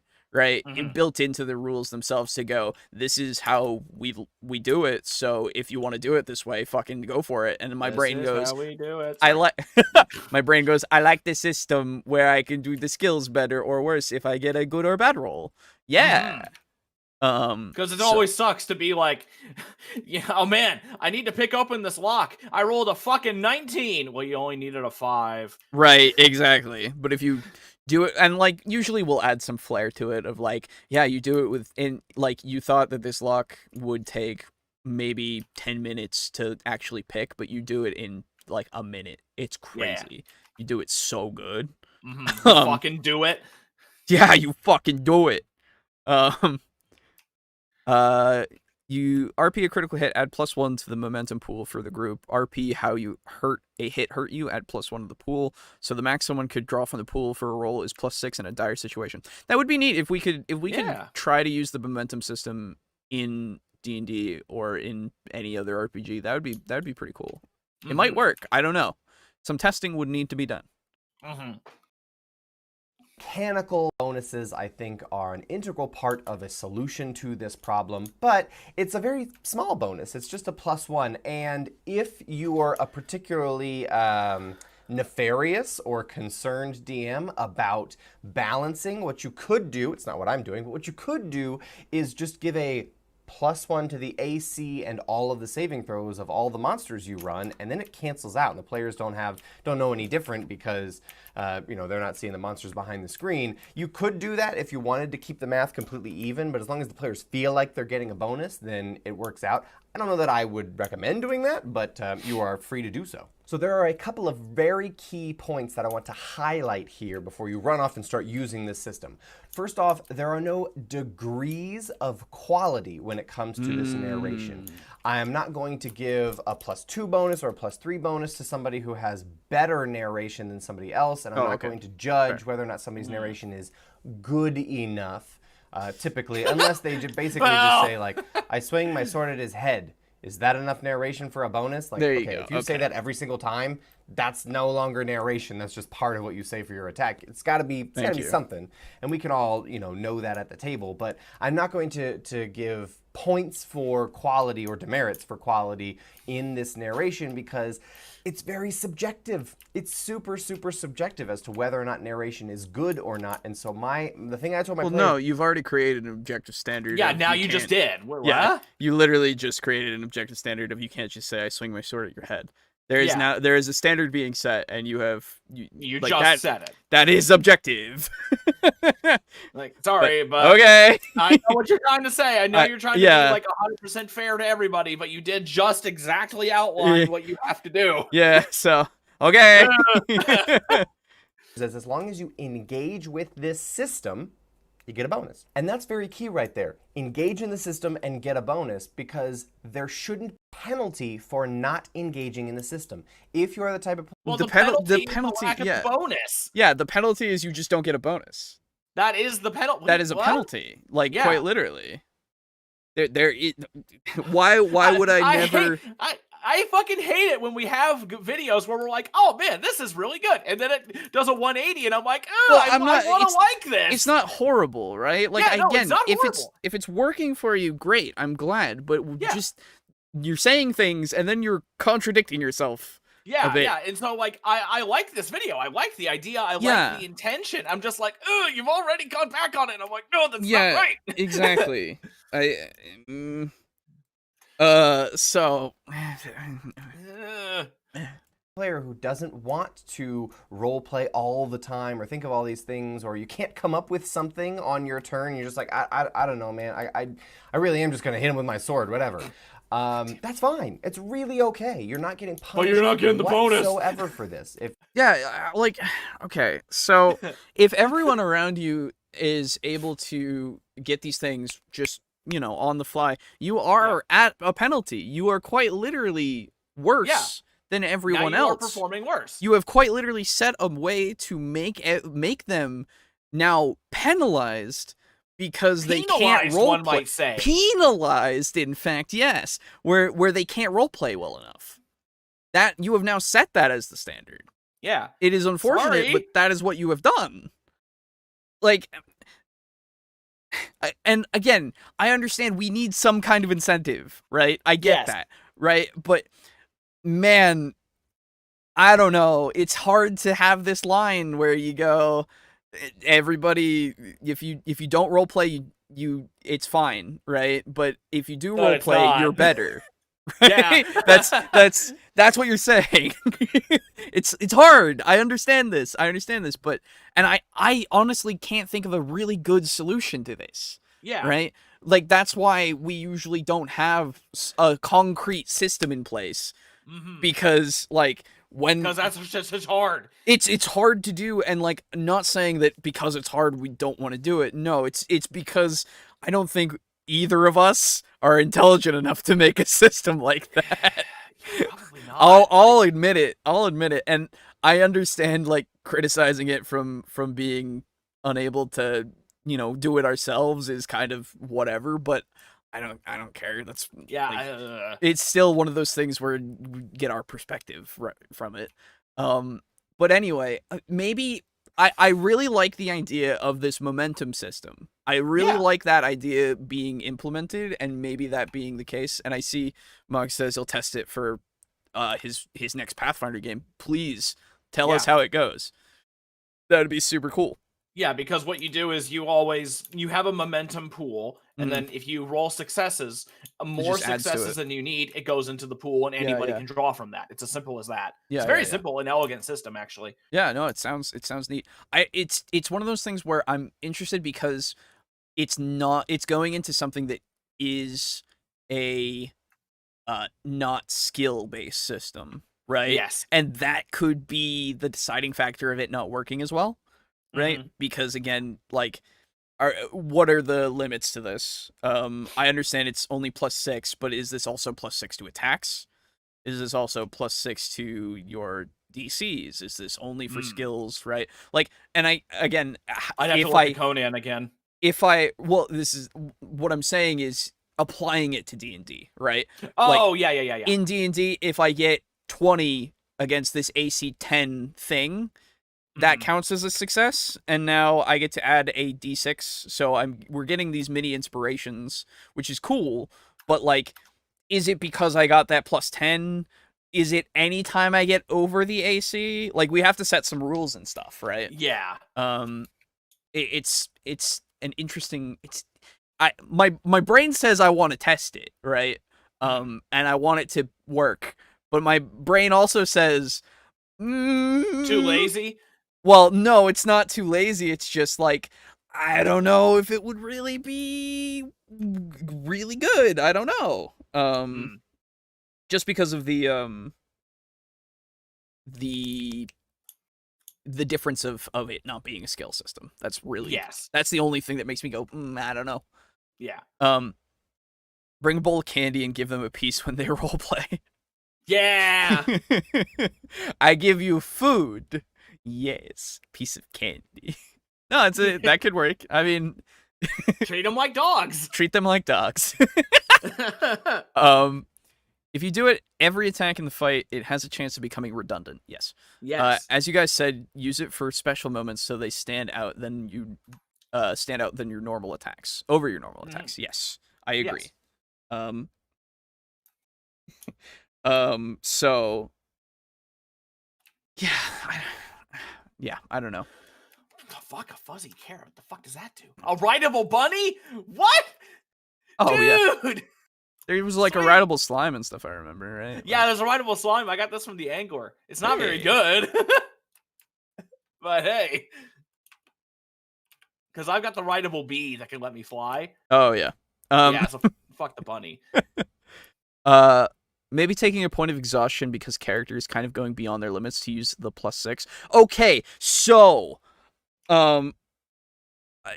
you have brought back my brain to a point where I was in the process of creating, magical exertion tables. Ooh! I remember talking about this a long time ago. Yeah, I do too, actually. And we never did anything with it because I forgot. Yep. And you've reminded me. Yeah, something like that would be cool. And like my brain, so this is kind of unrelated, but kind of related. The magical exertion tables would be, basically if you run out of spell slots, right? Like that's how it goes. But you need that, like, everybody's really low or something, and you're at that final fight, and fucking the cleric calls upon the divinity of his god to channel one final spell that will heal everyone, right? He uses I don't fucking remember what the spell is. Anyway, Mass Cure Wounds or something. Yeah, something like that. I don't remember what the 5e spell is. I don't know. That's where my brain went because it was making it originally for 5e just to make it more interesting, but it could work for any system really. So you get to that point. They roll on a table, they roll to see if it goes through. There are varying degrees of if it goes through. Some are real bad botches. Some are very good, right? The cleric rolls, it goes through, but there's a bad botch. The cleric, like, glows from head to toe with radiant light bursting out of his form. His entire being becomes energy that washes over all of the party and heals them back to full, but the cleric is gone. Right? Like, you then have this thing where it's a gamble. It's always going to be a gamble, right? And if you ever fuck up, you instantly die. Well, there is a limit. There is obviously, like, there would have to be some sort of things in place. Yeah, it had to be a real bad botch. Right, exactly. So, like, one of the things that I like about the system, the way you're portraying it. Yeah. There's a system like this in Call of Cthulhu where if you have enough Cthulhu mythos knowledge, you can actually try to spontaneously manifest a spell. Oh my god, there you go. And so if you roll in your Cthulhu mythos and you don't know the spell, the spell will manifest, but there's a problem. Oh, of course. Yeah, exactly like what you're saying. Yeah, absolutely. And so you do the exact same thing. Except it's usually way worse. Absolutely. But yeah, I'll give you another example of another one that's pretty good, I think. But I'll do that in a second. I really like the idea of risk versus reward. For spells, for magic, right? Because magic is something that you're tapping into, depending on your lore. For D&D itself, it's the weave, right? The weave is something that smoke weave every day. Sorry. Exactly. Sorry. You're good. So it's quite literally not a fickle thing, but it is itself something that is kind of alien still, right? You are only tapping into the weave in order to manifest these spells. And like for sorcerers, they are quite literally tapping into their own energy that is a part of themselves, or with the clerics and other things like that, they are tapping into their patrons or their divine, the divinity of a god, right? And so having that gamble of you can only channel so much of this divinity or this power, right? And then if you really, really need it, it's gonna be a gamble, but you could very well do it in that time and save everyone, or maybe fuck yourself over. Like it's fucking Kaioken. Yes. Where I think it was King Kai himself who said it's like energy and fucking mass are the same thing. Right. So if you fucking try to have too much energy, then your mass becomes energy, and then you're just a fucking poof. There you go. Exactly. So yes, it was King Kai, not Einstein. So like you have that, and then my other example is the wizards who succeed, who save their party from the big bad, right? They vanquish the big bad with, like, say, meteor, right? Like they manifest that and it falls and it kills them and everyone's okay. But they then find they can't tap into that magic anymore. It's gone. It's just burned out. They are permanently magicless, right? Yes. Like, have that be another consequence for some. Like, you cannot use magic anymore. Go Full Metal Alchemist on them. Exactly, dude. Right? Like, there's so many good examples. It's one of those things where it's just fucking let's do it, right? Yeah. So anyway, that's where my brain has gone, and I should really work on that. It's in a notebook over there that I just haven't touched for a long time. Like it always is. Yeah, exactly. I have these ideas in my head, man. Yeah, same. My favorite console, the Weave. Ah. I did a momentum rule set for 3.5 that halves your bonus over their AC, or half your bonus over their AC becomes extra damage. It made True Strike it made True Strike crazy with that plus 20 at first level. That makes sense. Jesus. Yeah, there's definitely something to that as well. There's a lot of things. Actually. Yeah, there's a lot of things that you could do to like spice that shit up. Very, very cool. So anyway, more about this. If you're not engaging with them, there is no punishment. And I think that's a really critical aspect. You're not being punished. You're just missing out on a +1 bonus. And at the end of the day, how big is a +1 bonus really? But it can be for huge. us, psychologically, it feels like it's meaningful. Like, ooh, I gotta get that +1 bonus. I will say later on at like probably level 10, maybe after that, it's not gonna matter. Well, I mean, as we discussed last time, no games last past level 10. That is true. So fuck it. That is true. As soon as you hit level 10, boop, campaign's over. Yeah, that's true. So I guess, never mind. But yeah, no. I think it would depend on the situation, because if you have this attack that really needs to land, like if you're say 5e, you're using like great weapon fighting or the one that boosts your damage at the cost of accuracy, like -10, I think it is. That can be huge. Yes, exactly. In 4e and 5e, a +1 bonus is good. Oh yeah. No, I think honestly for the levels of 1 to 10, like it is significant.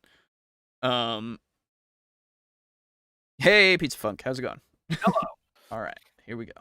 And I know I'm going to be doing that as a DM. I'm incentivized now to attack in interesting ways or cast my spells in interesting ways because I want the players to fail on their saving throws. And I want my attacks to hit because I think those things You're are giving cool it to when they yourself happen. too? So there's no extra. Is that what he said? Yeah, he just said that, like, I mean, if I want my spells to hit the players, I have to get that +1 too. Oh, okay. He's giving it to himself? So let's be fair. If you're applying this to the PCs, like applying it to your enemies is also fair. I suppose. But you are quite literally always. That sounds weird to me. So, well, this is the thing that I have an issue with. You are quite literally always going to be describing how these things attack as the DM, unless you're getting to that point of I attack. Yeah, right? And you're like specifically going out of your way to make sure that you're not doing that. So it's always going to happen. Yeah. So then why not just give yourself a permanent, like, just increase your chance to hit by 1 and just call it done? Yeah, exactly. In that case, like, why even have it at all? Yeah. Right. Anyway.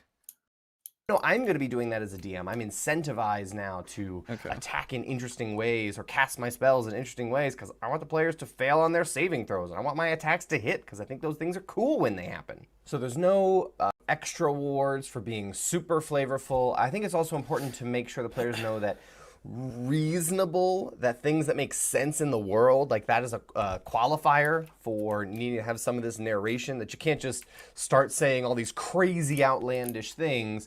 Also, the idea is you share what your narration is before you roll. So you share your narration and then you roll, you get the +1, and then I would narrate the outcomes of that. So if you fail, if you miss your attack, then I would say what happened to cause you to miss that, or maybe you succeed in exactly the way that you said you would. I don't know, but well, what happens if I narrate it? Oh wait, no, he just said, okay, never mind. Okay. What if I narrate that it happens? What about that? I hit the guy. I don't attack, I hit him. Fuck you. Yeah, this is the first video. Why not just have a -1 penalty when you don't RP combat instead? See, even that. Because that's more of a punishment. Yeah, that's quite. To just, yeah. Yeah. He's trying to go with the carrot, not the stick. Yes, exactly. And yeah, regardless, I don't like it. Had a cool description, but it has to be reasonable and grounded, make sense in the world. If you're saying all these crazy things, then we gotta rein it back in. There's an extra little bonus caveat system that I am sort of adding in as well here that you may or may not want to use. That's up to you. But if a player does something creative in the moment that makes sense based on the situation, the terrain, their enemy, all these things that isn't mechanically optimal, then I would be open to making it, you know, flavor-wise, it's what they describe, but mechanically, it's the mechanically ideal thing. So, for example, you know, the goblin that you're fighting is on death's door, and instead of just like swinging your sword at him again, you pick him up by like the lapel and slam him into the wall to try to kill him. That's not very nice. In that case, that would be like, okay, it's a shove action, and if you succeed, you deal, I don't know, like maybe 1d6 improvised damage for shoving into a wall. Actually, no. And that's it. That's not a mechanically optimal solution, so why would a player ever do that other than just being flavorful? So this is already combated by describe how you killed the guy, right? Or you know, describe how do you finish him off, you know, like all that kind of stuff. That's already like I don't think so. Nothing crazy, but I want to swing from a chandelier wielding another chandelier. You could. Fuck yeah. You could. I want to drink my potion of Titan strength and pick up this fucking ship's anchor and fuck him upside the face with it. You know what I mean? Absolutely. Yeah. That'd be awesome. It'd be so cool.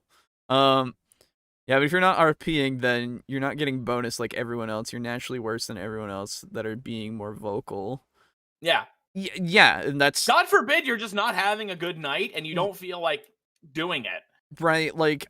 Because then, again, you're not being punished, but you're still kind of being punished. Yeah, either way, you're either being punished or you're being punished in a way. Like, there's no getting around the punishment.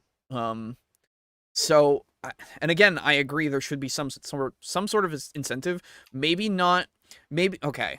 Oh man, I don't want it to be like inspiration, right? Yeah. But maybe kind of like inspiration. Yeah, I mean, honestly, the system is already there. It's just inspiration, and we still don't like it. Right, exactly. Like we just don't like these kind of like pointless rewards. So it's not pointless. It's just a straight up advantage, right? Like, and like I understand it's a team based game, right? You want them to succeed and stuff, so you give them the things to succeed, and if you give them more things to succeed, you've made it easier for them to succeed. Sure, that's fine. It's already easy enough to succeed in this fucking game. Usually, yes. So. I'm perfectly fine if you use inspiration. It's just I think it's a bit much, right? Yeah, it's just we have a thing where it's like I don't want to play favorites. Right, exactly. There's that, and like I would also say that if you want them to have some sort of incentive, maybe something after the combat, right? Like don't do it right in the middle of it. I feel like having it happen afterwards that is a reward for whatever they did before if they were role playing. Make it. I can't think of anything that's really good for it because I'm just thinking of like how inspiration works and how experience works. Even like if you do like the experience point thing, that's also something that I can see being something that kind of goes wrong. I don't know. Oh, good solution for what he's going for. Each round, if the majority of the party are putting in effort to RP combat the next round, everyone gets a +1 they can use where they want. Ooh, okay. Wait a minute. Okay. Now you're getting somewhere. Now you're getting somewhere. Yes. I'm more okay with it being for all. Yeah. Because we're Marxists.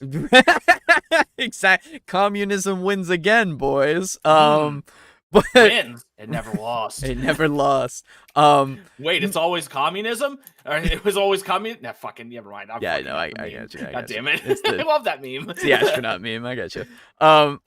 So, but no, I think honestly making it a group benefit would be better. I think so. Yes. And something that can happen as a result of someone else doing something to help. Yeah. It becomes because it functions similarly to the momentum system where one player gets a success and then you can take advantage of that. Right, yeah, exactly. So if one person is role playing, you can take advantage of that. That's Right. really good. I like that. Yeah. Who And, like, suggested that? Who did it? that was Mug. Fuck. Good job. I also okay, so Pizza Fox then says maybe issue an inspiration on level up, which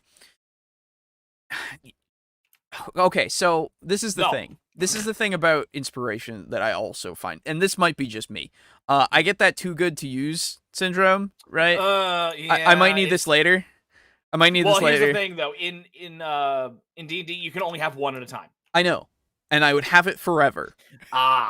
Yeah. Or I would have it forever because I don't use it, because I wouldn't use it, right? But that's the thing. I might need this healing potion later. Exactly. It's the final boss. Yes, exactly. That's when you get to the point where it's like, fuck, I should have sold this shit. Right? Too good to use syndrome or whatever. Yeah. People who really want to add more to combat constantly do, and others who just don't want to for various reasons or get tired of it still benefit. Yeah. Oh, absolutely, yeah. I really like that idea. It's a solid idea. Yeah, I mean, hell, we had a situation like that last week where Aiden was finally back and was able to play, but he was fucking tired after his whole ordeal, and so basically, whenever he did anything, he said, "I stab him, I stab him, stab him again." Yeah, and that was it. Yeah. But that was fine because we all knew he was tired. He wasn't really in a situation to roleplay very heavily. Yeah, absolutely. And so it was fine. Yeah. Give them cosmetics for roleplaying. Just make them open this loot box and get their random reward. Oh, yeah, God. there we go. That's a good I don't want to invade D&D with loot boxes. Oh, please no. You know, it would... that would actually be kind of hilarious. I'm not gonna lie. Yeah. Because I would be like, oh man, you guys roleplayed? You get a loot box. What the fuck is in it? Well, open it up. Turns out you got like a fucking plate of pancakes, a bottle of syrup, and a few plates. This is the other thing though, right? They could just take that and go, I'm gonna go sell this. Well, it's not worth anything. As soon as you try to sell it to anybody, it disappears. Oh. Yeah, it's a magical loot box that can't be sold. Neither can the contents. And no, you can't trade them in for pay currency, you shits. Oh, we're going full EA, are we? Okay. Yep. How do you give out inspiration? I've read the DMG. It didn't really help me figure out the best way of handling inspiration. I don't. Basically, when you give it if I remember correctly, the DMG actually says that if a player ever just does something that impresses you or even makes you laugh, like the right joke at the right time, you give them an inspiration token. It's basically just advantage on any roll they want. Yeah, they can use it at any time to get advantage. They just get a D20, and that's why I just don't. Yeah, I just don't use it. And that's why we were always like, it's like playing favorites, because it's like, oh, you did something that I liked. Well, I did something cool before, and you didn't give it to me. And then it's like, ugh. Yeah. Because then it causes all kinds of problems. Obviously, if you're in a group that doesn't care about that, then you probably won't. You won't have any issues with it. But yeah, we just don't really like it. Just don't like it. It's not something that's necessary. I prefer to give advantage on something for something that they do within the game as opposed to something that they did for me. So what I mean is, like, if they are setting it up within the game to have advantage. So say they're trying to pick a lock and the lock is like old and rusted. It's like, okay, I want to try to pick the lock. Well, it's old and rusted. It's probably going to be pretty hard. It's like, okay, well then I'm going to pick the lock anyway. Okay, go ahead and roll. Or I want to pick the lock. It's old and rusty. Okay, I want to pour oil all over it and let it settle into the gears and shit. Okay, since you loosened it all up and it is an old lock, you know you're familiar with this model, go ahead and take an advantage. Yeah. It's something like that. That way, it's rewarding them for role-playing as opposed to giving them something outside the game that always feels just weird to me. Exactly. It's a lot of breath. Yeah, you can. It's not a loot box, it's surprise game mechanics. The greatest lie the devil ever told. Yep. My groups rarely give inspiration unless we ask for it. Even then, it's pulling teeth. For Pathfinder 2, you start out with 1 hero point each session, and I hand them out when something neat happens or cool. Yeah, that's right. I remember hero points also being a thing for Pathfinder, and like, I I don't know about them as much. I don't know. Yeah. Whatever. And at least in 7th Sea, the hero points and abilities that you use from consuming them are built into the mechanics. Right, yeah. Where you can't do certain things without spending a hero point. Yes, Hell, exactly. I have as the game master, I don't remember if there's actually a name for it, like keeper or Captain. whatever. Yeah, I guess it'd just be like captain. But as the game master of 7C, you also have like evil points that you can spend to make shit harder. And I can only kill a player if I have 2. It's funny because the ability is specifically called murder. And I got a huge kick out of that. What's all the junk we get from the loot boxes? A fancy hat for sure. A legendary fancy hat. Yeah. Gives +1 to attractiveness. You mean charisma? No. No. No. What does attractiveness do? Nothing. I want to collect all them hats like TF2. Exactly. Yeah. Man, it's been forever since I played TF2. Yeah, I played it once. I wasn't a huge fan of it. Yeah, I really liked Man vs. Machine, their PvE. Oh, that was fun. I wanted to play that. I played it once in college. It was great. Yeah. Anyway, when I tried to play it, it was kind of, for me, it was just kind of similar to like, Counter-Strike, like the original Counter-Strike, and I was like, oh my god, everybody's so fucking good, I can't even move. So I'm just leaving. Yeah. I feel it's basically that. So, circumstance, I would say, okay, roll a normal attack with your normal greatsword weapon damage, and roll damage as normal. It's just this cool narrative flair moment when we all know you could have just rolled your sword, but instead you wanted to do something cool. I'm not going to punish you for describing something cool. So you might want to use this system, you might not. It also leaves room for, if you want to do something like on a crit, maybe the goblin that you slammed into the wall falls prone, or just on a really cool descriptive moment, you can have something extra happen, you know. The wizard uses fireball at the stalactites on the ceiling, and maybe they fall down. Oh, I just realized way after the fact that I got stalactite right on my first guess. Haha. Get on with it. Yes, get on with it. Yeah, you didn't have that bit going for very long. Yeah, really unnecessary Monty Python bit. Okay. Yeah. I mean, you know what's funny? The get on with it bit was longer than the tangent. Yeah, exactly. What the fuck? Come on, man. Anyways, so maybe the stalactites fall down, and instead of doing fire damage, you're doing bludgeoning damage to all these creatures. Or maybe you're doing fire damage and a little bit of extra bludgeoning damage. You can reflavor some of these things. The goal is not to give the players extra tools to exploit. It's to look for cool, interesting, super cinematic, and cool moments. Maybe once, maybe twice a fight, and sort of highlight those in a really narrative and cool way, because those will become the moments that players remember and talk about this whole time. Remember when you... I need to look at when this video was put out, because it feels like this was put out in 2000. Oh. Just because of like... Was YouTube even around in 2000? No, it wasn't. No, it feels like he didn't know that people just like the how do you want to do this and all that. This came out in September 10th, 2020. Why does this feel so out of touch? I don't know. Why does what? Okay. Morty.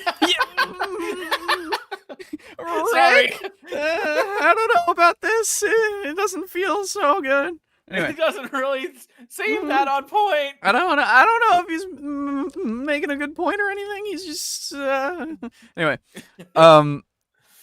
You don't understand. The hat is rare and only drops during the kill 20 rats quest. Oh, exactly. Nice. But it's the secret 21st rat that has the really unique yet cursed hat. Oh man, I just keep getting the common hat. Exactly. It's just okay. So I don't understand. Like I know many people have done this before of just like, yeah, I'm going to do it this way, but I'm using my staff basically, or I'm using my fist basically damage, and you know, or we go, oh, you're using this steel iron fucking just rod that you found. yeah, okay, you'll do like mace damage with it or something, right? Like we put in the appropriate damage counter, or not counter, damage die for it because like it's cool. Yeah. It's not just like, I don't know. Anyway, I don't know. It's so weird. You cast fireball at the top of the cave and it collapsed on all those monsters and we killed them all. It would have been the same outcome if you just cast fireball on them and they all would have failed their saves and died anyway because they're goblins, who cares? But it was a much cooler moment when you brought the cave down on them. Like, that was really epic, maybe. right? What if we needed to go further into the cave? Yeah, I was just Mike? about to say, okay, so now Oh, you didn't get has that. has that actually changed the landscape now? You remember that? Did you What? forget that? Wait, remember what? when fucking Boris brought the cave Oh, down? Like, that's you were supposed to right. investigate that. Yeah, since that's never gonna happen again, that was the lair. I don't know if I told you guys, that was the lair Yeah, of no. that shadow drake that he saw later. As Oh, really? Yeah, that was his lair, and it was gonna be like this big fight, and if you beat him there, he wasn't gonna be a thing, but you didn't. You buried him, and he went, I'm digging out and finding those fuckers. Oh, cool. Okay, well, I'm glad he was at least gonna like come back and look for us. That's cool. And that's why when he was like when what was Mike's robot named? I forget. Anyway, his ROB3 Rob. Yeah, I knew that's it was right. Rob. Robert. Yeah, when he was meeting with him, it was interesting because like I was able to exploit the fact that he would just not tell you guys. Yep. And so he was just following you guys around at that point, like looking for opportunities, basically. Nice. Oh man, it was gonna be really cool, but yeah. Anyway, I want to play an RPG that puts a focus on flavorful combat stunts. I'd play Exalted 3. It's an important aspect of the game's design. That's literally what he was referring to in this. Yeah. And also, I would say Cyberpunk. Yes, Cyberpunk specifically Yep. has a lot of mechanics based on doing this kind of shit. And like what Boo was saying before, 7th Sea. Yes. The loot box thing does illustrate the core problem. Any reward that leads to power is a problem. Cosmetics are easy because it's unlimited, ultimately pointless but highly valued. Your reward to your players needs to be the same mechanically pointless but highly valued. Yeah. I think so too. There needs to be a benefit, but it needs to be a not as like egregious benefit. Or Fight 2E because it does a fantastic job mimicking fighting video games. Yeah, there you go. Ooh. Yeah. So those are the things that you'll remember and talk about as players in years to come. So that's it. That's my super simple system. Maybe we don't use this for forever. Maybe it's just something maybe to we get us in the never habit of- use this.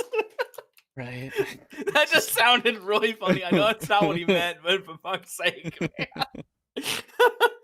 Culture, That's my the system. mindset Maybe of doing this never, again. I talked to ever all my use players it. about this, and they said, first off, it sounds like a super cool system. Second off, we agree. We want to be role-playing more in combat. We don't know why we haven't been. I'm like, I know why you haven't been. There hasn't been mechanical bonuses. That's why.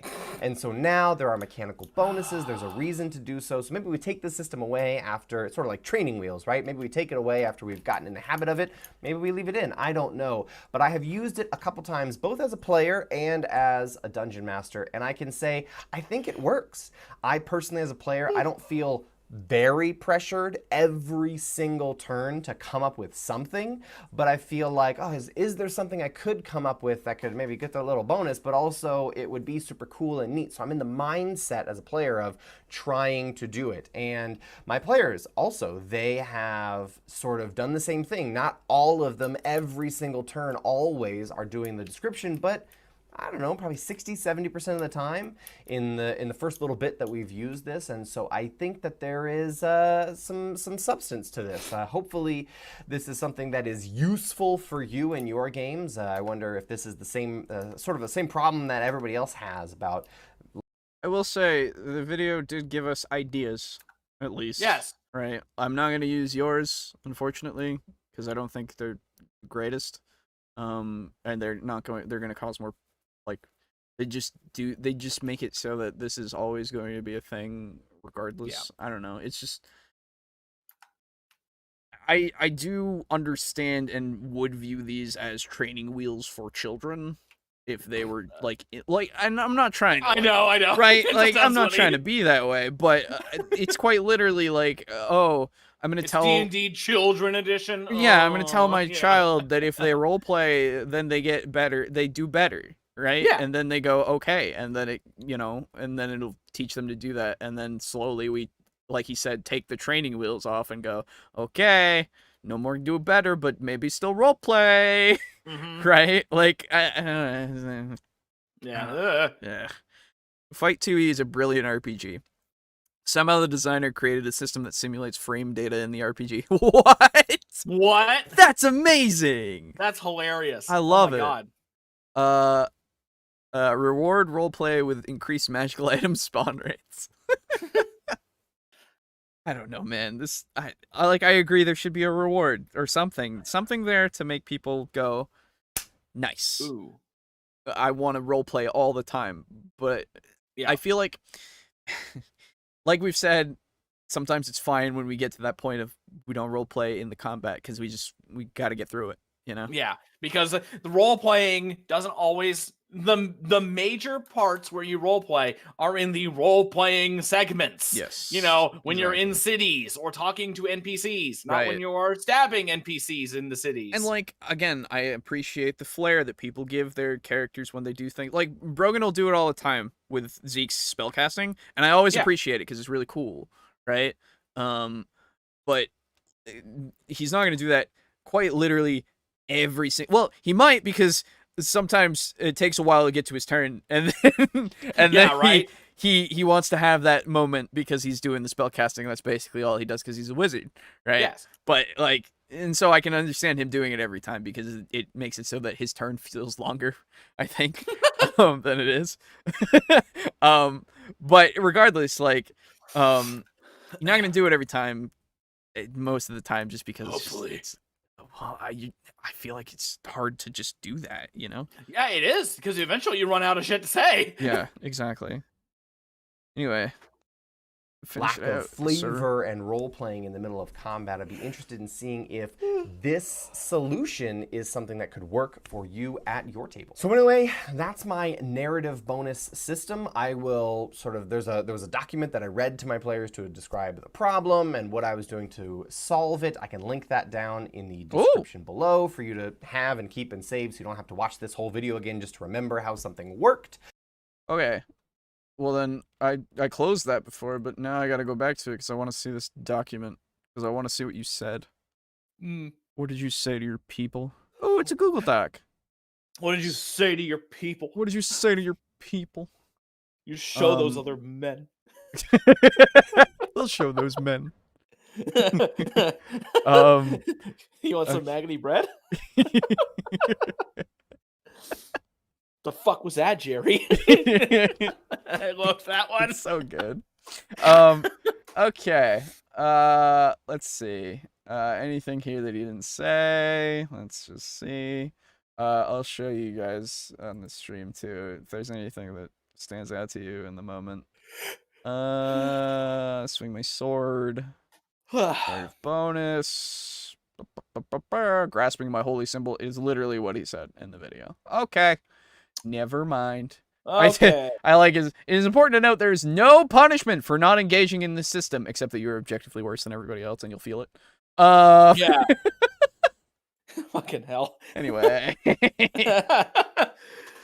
Overall, not a bad video. Yeah. Just not a great system, I would say. Yeah, so I was hoping for something else, but I was hoping for a fucking slam dunk, and you did not give it to us. Exactly. So, boys, it is time.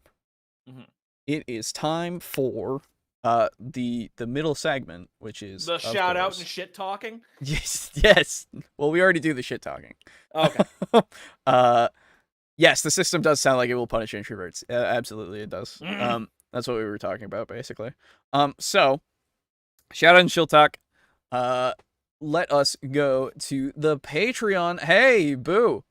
What? Did you know that we have a Patreon. We have a Patreon? Yeah. No. Tell me how to fucking get to it and what links I have to click to give us all of your money. Well,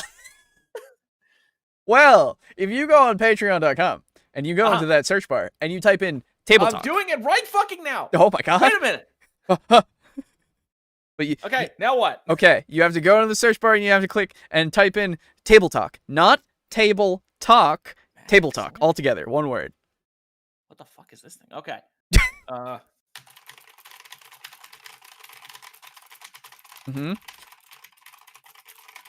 He's getting there. Okay. Shit, they changed the spelling of TableTalk last time I, Yeah. Huh. Yeah. The link is also in the description of this and every single the podcast. So hey, you join it. Well, not every single. We didn't start it until like a while in, but you know what I mean. It's in there.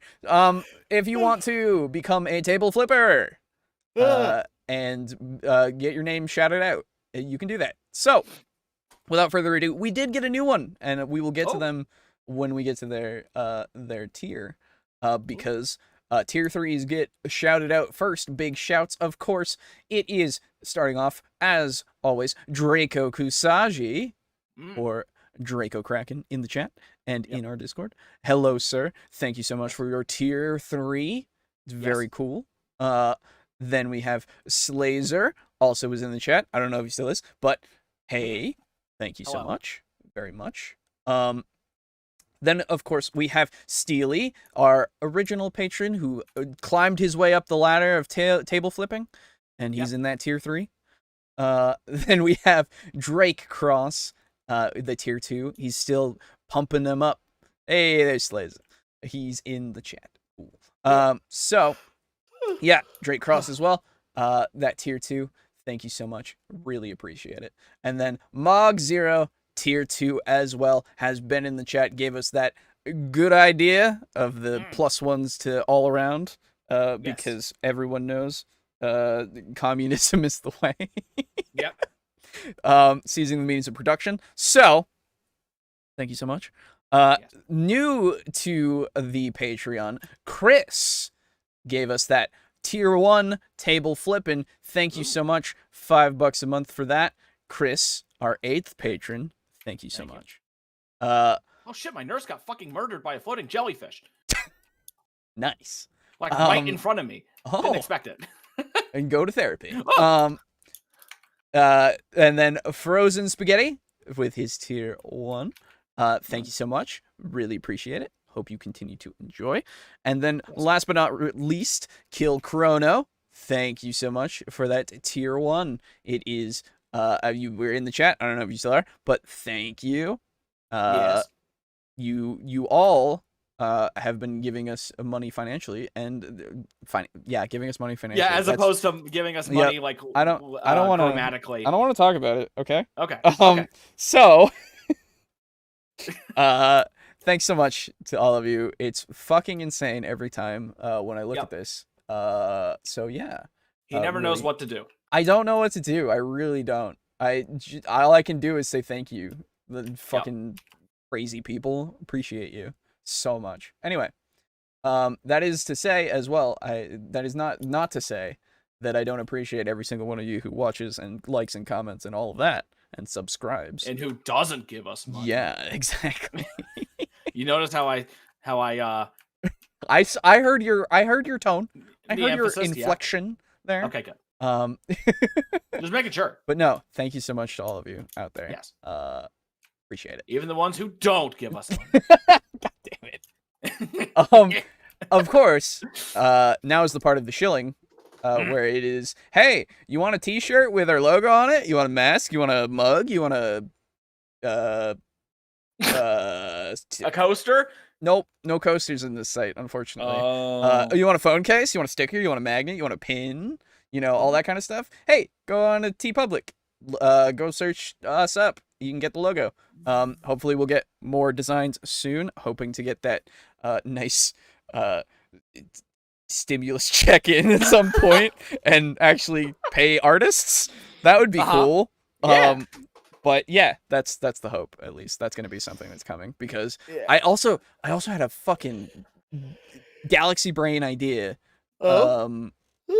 of how to implement some stuff. So we'll see how it goes. As Anyway, long as after the implementation of that, you can still afford a Switch so that we can fucking play fucking Monster Hunter Rise.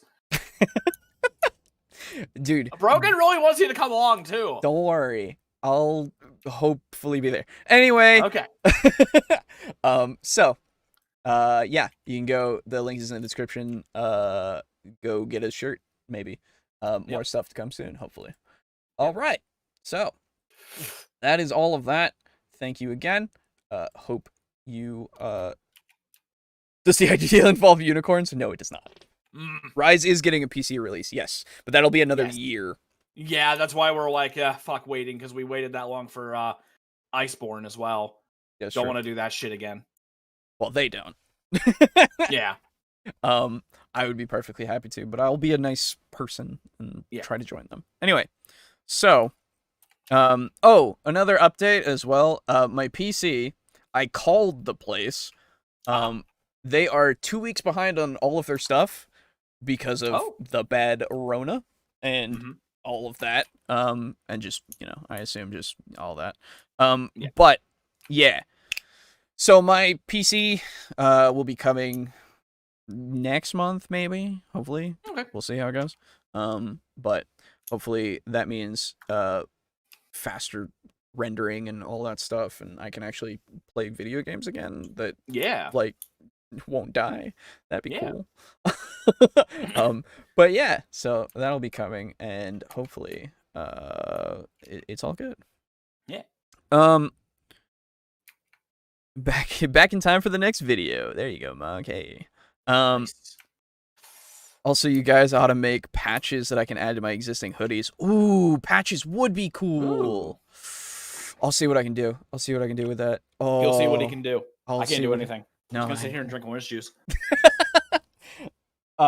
Yeah, good idea. Thank you. I'll add it to the merch thing.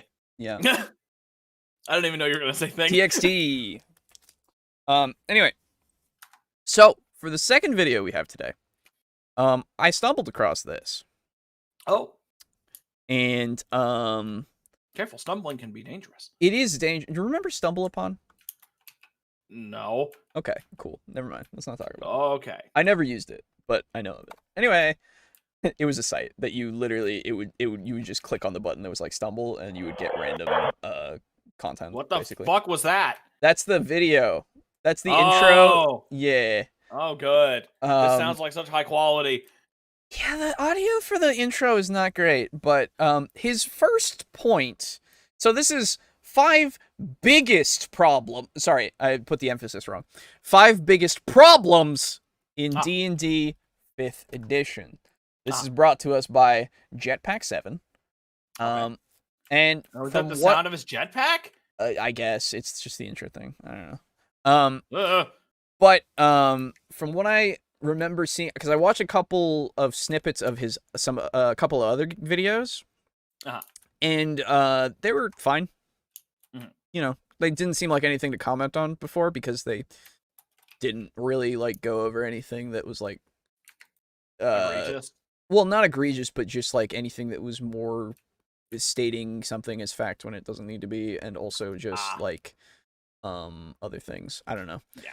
But yeah. So I watched again another minute of this video, and he says a couple of things with his first point that I was like, huh? Okay. So we'll see. There's only 5. Well, see, we've been going over more, right? These are apparently the biggest. Yes. Oh, see you, Draco Kraken. But yeah, these are apparently the biggest, and I don't know. We've gone over multiple videos of it, and one day we'll get through every problem with 5e. Don't worry about it. We'll get there. Yeah, one day maybe. And then if we do, we'll get through ones that we make up. It'll be great. Anyway, make sure they put a mask on that PC. Don't want it to get a virus. God damn it, pizza. That's actually pretty good. I liked that one. This isn't the guy who rants in his car. No, Don't worry about that. Oh, thank God. No. This is somebody else. This is just a man. Yes, this is another man. All right, here we go.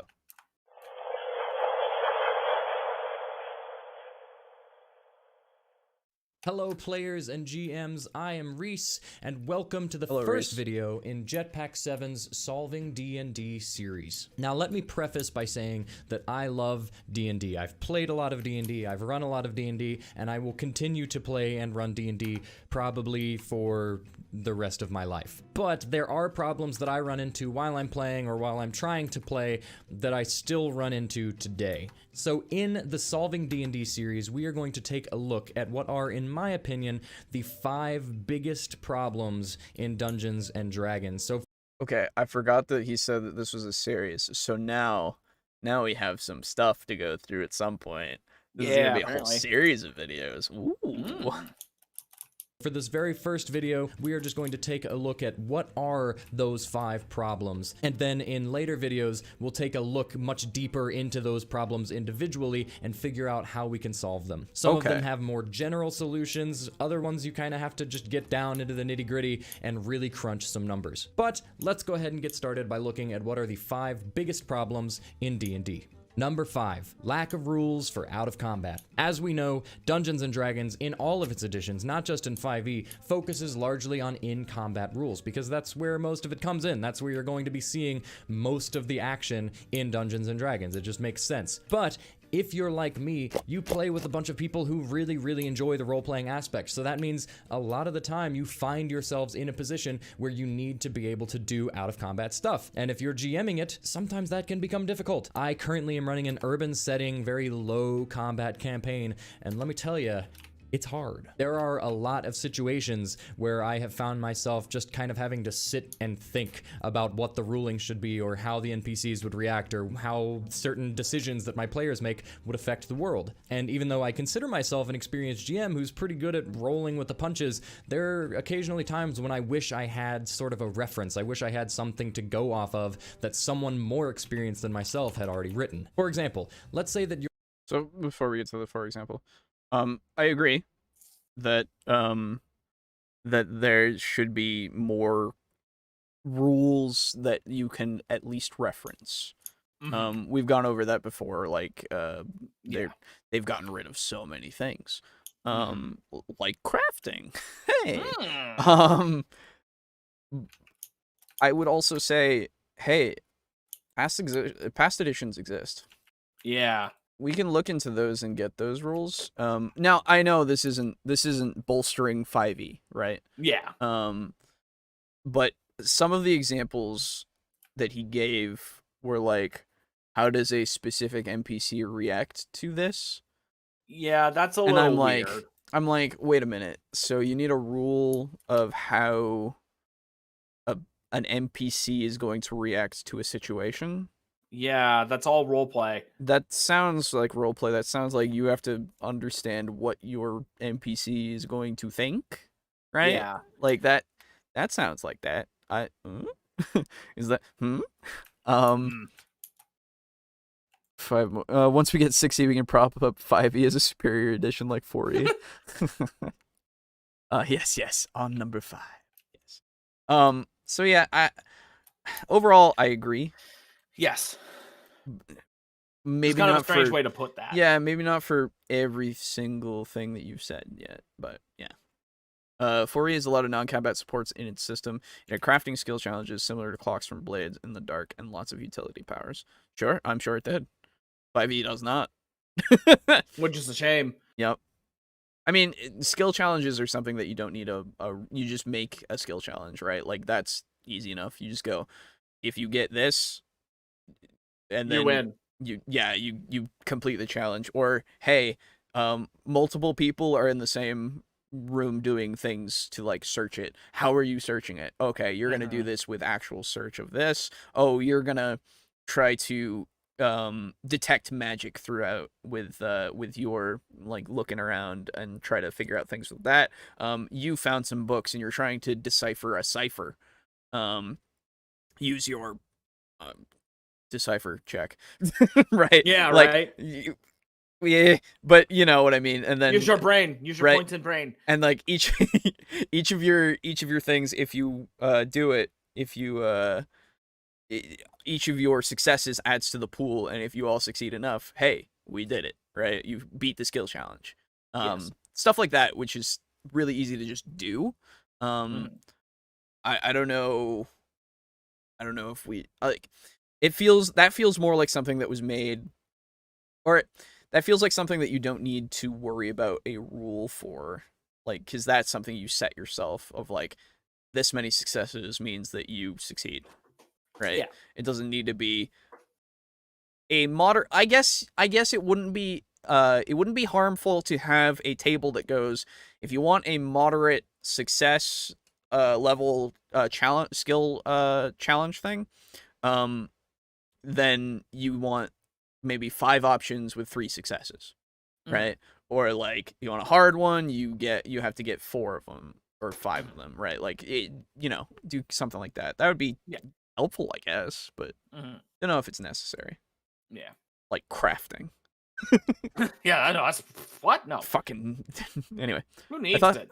I thought something like that was from a book already. Probably. I don't know. Maybe. Yeah. I don't know if 5e has anything for skill challenges. I really don't. I might have missed that. Anyway. Your party is sneaking through the secret lair of some big bad villain. How often do they need to make checks? What kind of actions can they take while they're in there that would affect the stealth check? What exactly is the ruling on everything that's happening? So, okay, that, right? This is weird. Now we're going into really, really situational things, right? Where I go, this sounds like stuff that you should be coming up with. Yeah. I don't know about, like, actions that you should take in order to make your successes easier for the stealth check is something that I feel like you go, what are the PCs going to do? Not what does the book say that I can have the PCs do. Yeah, right? what you need to be saying is, does that make sense? Yeah, that makes sense. Okay. Exactly, right? That's what you need to be saying. Right? There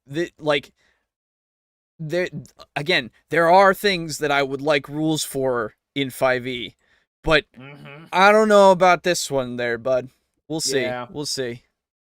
Encounters. When are checks even needed? Can a player just talk? Yeah, that's the other. Okay, I'll let him finish this point, but fucking yeah. Encounters. When are checks even needed? Can a player just talk their way through a situation without making any checks, or is there always a check required, even if the thing that they're arguing is perfectly logical and makes sense? It's kind of up in the air. And okay, so.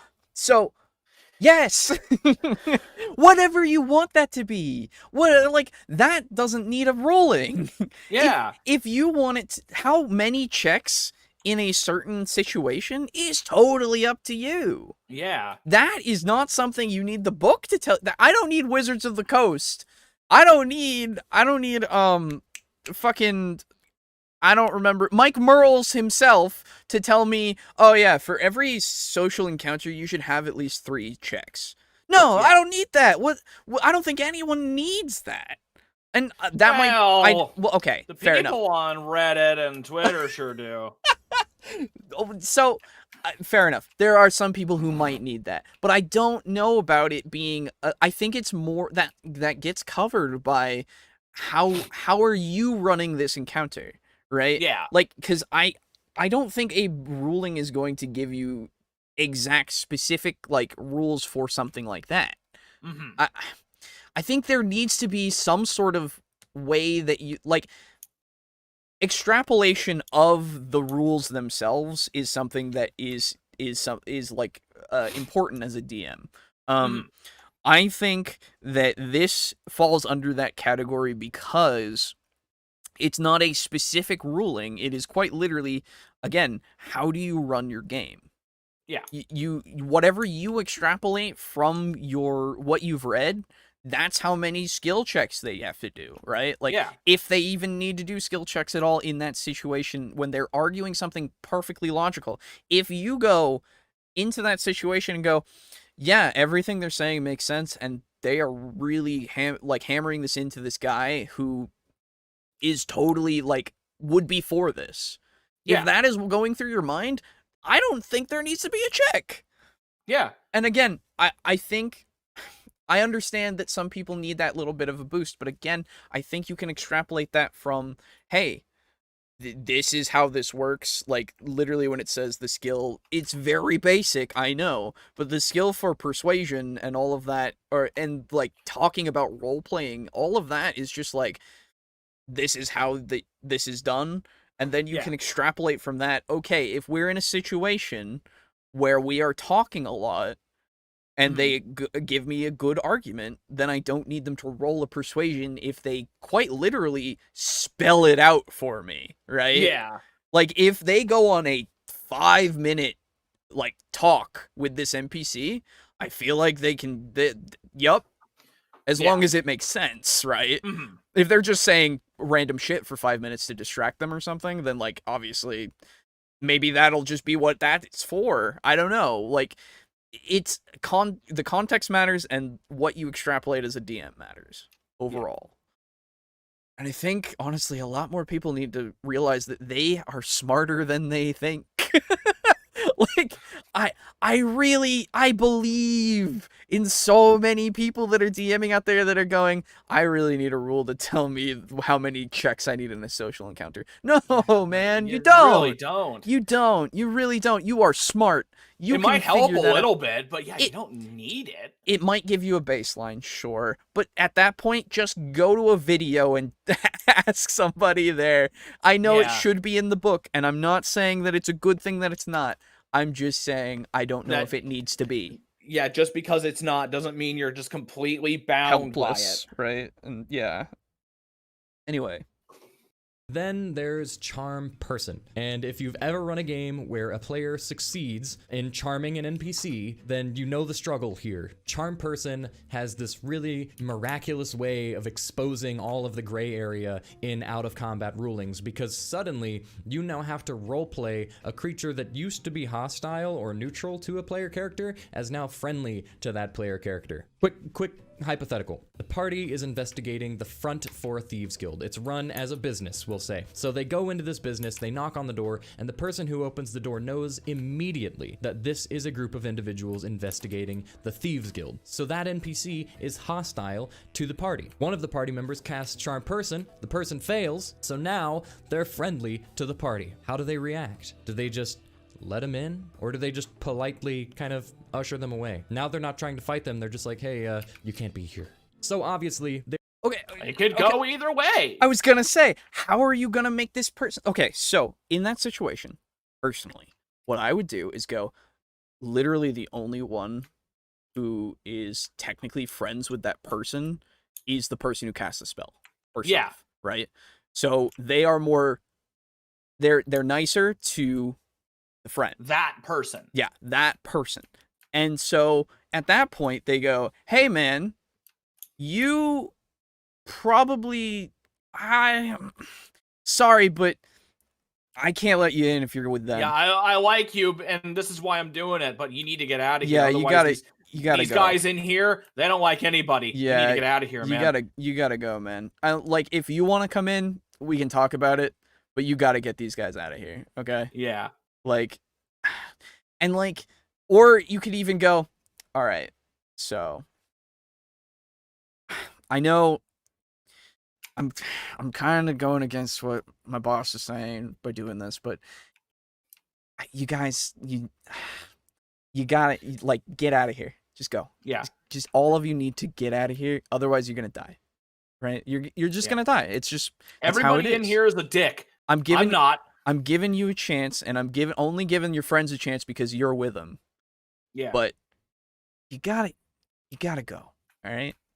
Like, with no option of it being a thing that they could get past. Or then, hey, guess what? Charm Person also gives you advantage on your persuasion checks against them.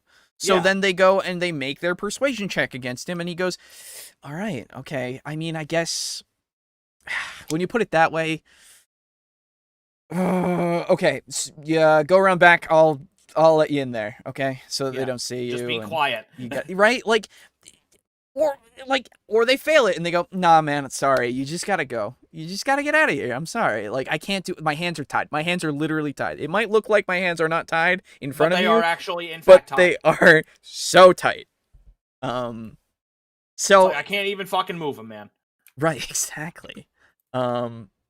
So this is quite literally something that you now have the ability to go with at your, like, it's not the end of the world that this hostile NPC is now friendly. You can For a time. you can figure that out. Oh yeah, and after that hour goes up, yeah, after that, they're fucking pissed. they're pissed, right? They know what you did. So you are now able to use that as the incentive of all this. Yeah, but and now, not only were they investigating, you were investigating them before and they had no idea. Now they fucking know. they're super mad. Yeah. The only way they don't know is that the guy is dead, right? Yeah. But regardless, it's so just easy. You don't need a rule for this. Yeah, like this is easy. quite literally This is easy shit. However you're gonna play it, hell, you might even play it that they're super friendly now. I don't know. Yeah, like it might just be a total 180, right? Because that's how you want it to be. Like it doesn't need a rule. You just look at what the spell says. Yeah, that is the rule. Then you think about the NPC, and then you go, "This is how they act now." I don't know. It's so weird. Okay. They got rid of anything skill challenge related for 5e. Did they? Oh man. I know people still use them because they're fun. Ask Google, chances are you'll find a suggestion, or Reddit. That's true. I think the phrase "why are you stifling your own creativity" is an apt phrase here. Oh man, yeah, that's like true. Oh my god. If only Aiden was here. Yeah. Yeah, if you charm the rogue, that's how they act, right? Yeah. It would be fun to watch 5e players that have played 5e play AD&D 2e, a game that was not built around skills. We did. So AD&D is better in skills, I would say. It's got more skills, actually, more focus on skills. But yeah, it would be interesting. And we did watch. And hell, we're playing 3.5 right now. Yeah, sure. Which has a lot more skills than 5e. Yeah. Though most of us started with 3.5, so we're all. I actually started with 4 and then 5. Yeah. That's why I said most, because all the rest of us started with 3.5. Yeah. But we did watch that girl, I think, who was only into 5e before, play AD&D. Yeah, and then she got into AD&D for the wrong reasons, basically. She said that it's more for dungeon crawls and you can't really roleplay and all that shit because her dad sucked as a DM. Sorry, girl's dad and girl. Don't worry, they'll never watch this. And if they do, hey, hello. That sucks. Sorry, as a DM, not actually, not as a person. Yes. So yeah. Anyway, I don't know. Rogues had pick locks as a skill. That's true. They did. Damn it! Fucking Christ! These fucking mummies. Every time. Sorry. Go on. There is a lot of gray area in out-of-combat situations that, for me as a GM, get pretty difficult to operate sometimes. Number 4. Sure. So, again, I agree. There are times where it does get hard to rule things. I agree with that. But some of them are just hard because you have to think about it for a little bit, you know? Yep. I don't know. Costs and economy. This is the one that I have struggled with the absolute most. If I had to pick one problem that is my biggest issue as a GM, then this is definitively it. If you are running a campaign where the adventurers are just running around in the woods and living the freest lifestyle ever, then this kind of stuff does come into account pretty regularly. What is the cost of living in D&D? How much are you paying? The book tells you. How much are you paying to stay in an inn every night for? Yeah, I was gonna say the book flat out tells you. It flat out has comforts of 4 to extravagant. Like literally, there. Sorry. In the PHB, this one doesn't work. So I agree for some things, right? Because the book doesn't have every item listed as price, like magical items and all that, right? And the economy, the book, the economy itself is a little fucked, right? Yes. Everyone knows that gold is weird in D&D. Hell, I had trouble with that in our campaign. I don't know how much money to fucking give you guys. Right, exactly. So, like, I agree that there is some issue here, but for the cost of living, for 5e specifically, it's right there. Yeah, it is literally right there in the Hell, book. 3.5 also has it. I know that for a fact. Yeah. If anyone was going to have it, it was going to be 3.5. Yeah, exactly. So, like, read your player's handbook? It's been a while since I said that. Yeah, it's been a while since we've had to say that. Holy shit. Food, for drinks. There is so many things that just don't get covered or are very briefly mentioned in the DM screen or something like that. So you have looked at it. Okay. So then you do know that they're there. So, okay, then here's my question. Alejo. Hello. Having obviously read your player's handbook. And knowing that there is that section in the book that just tells you the cost of living and shit, what else would you like added to that?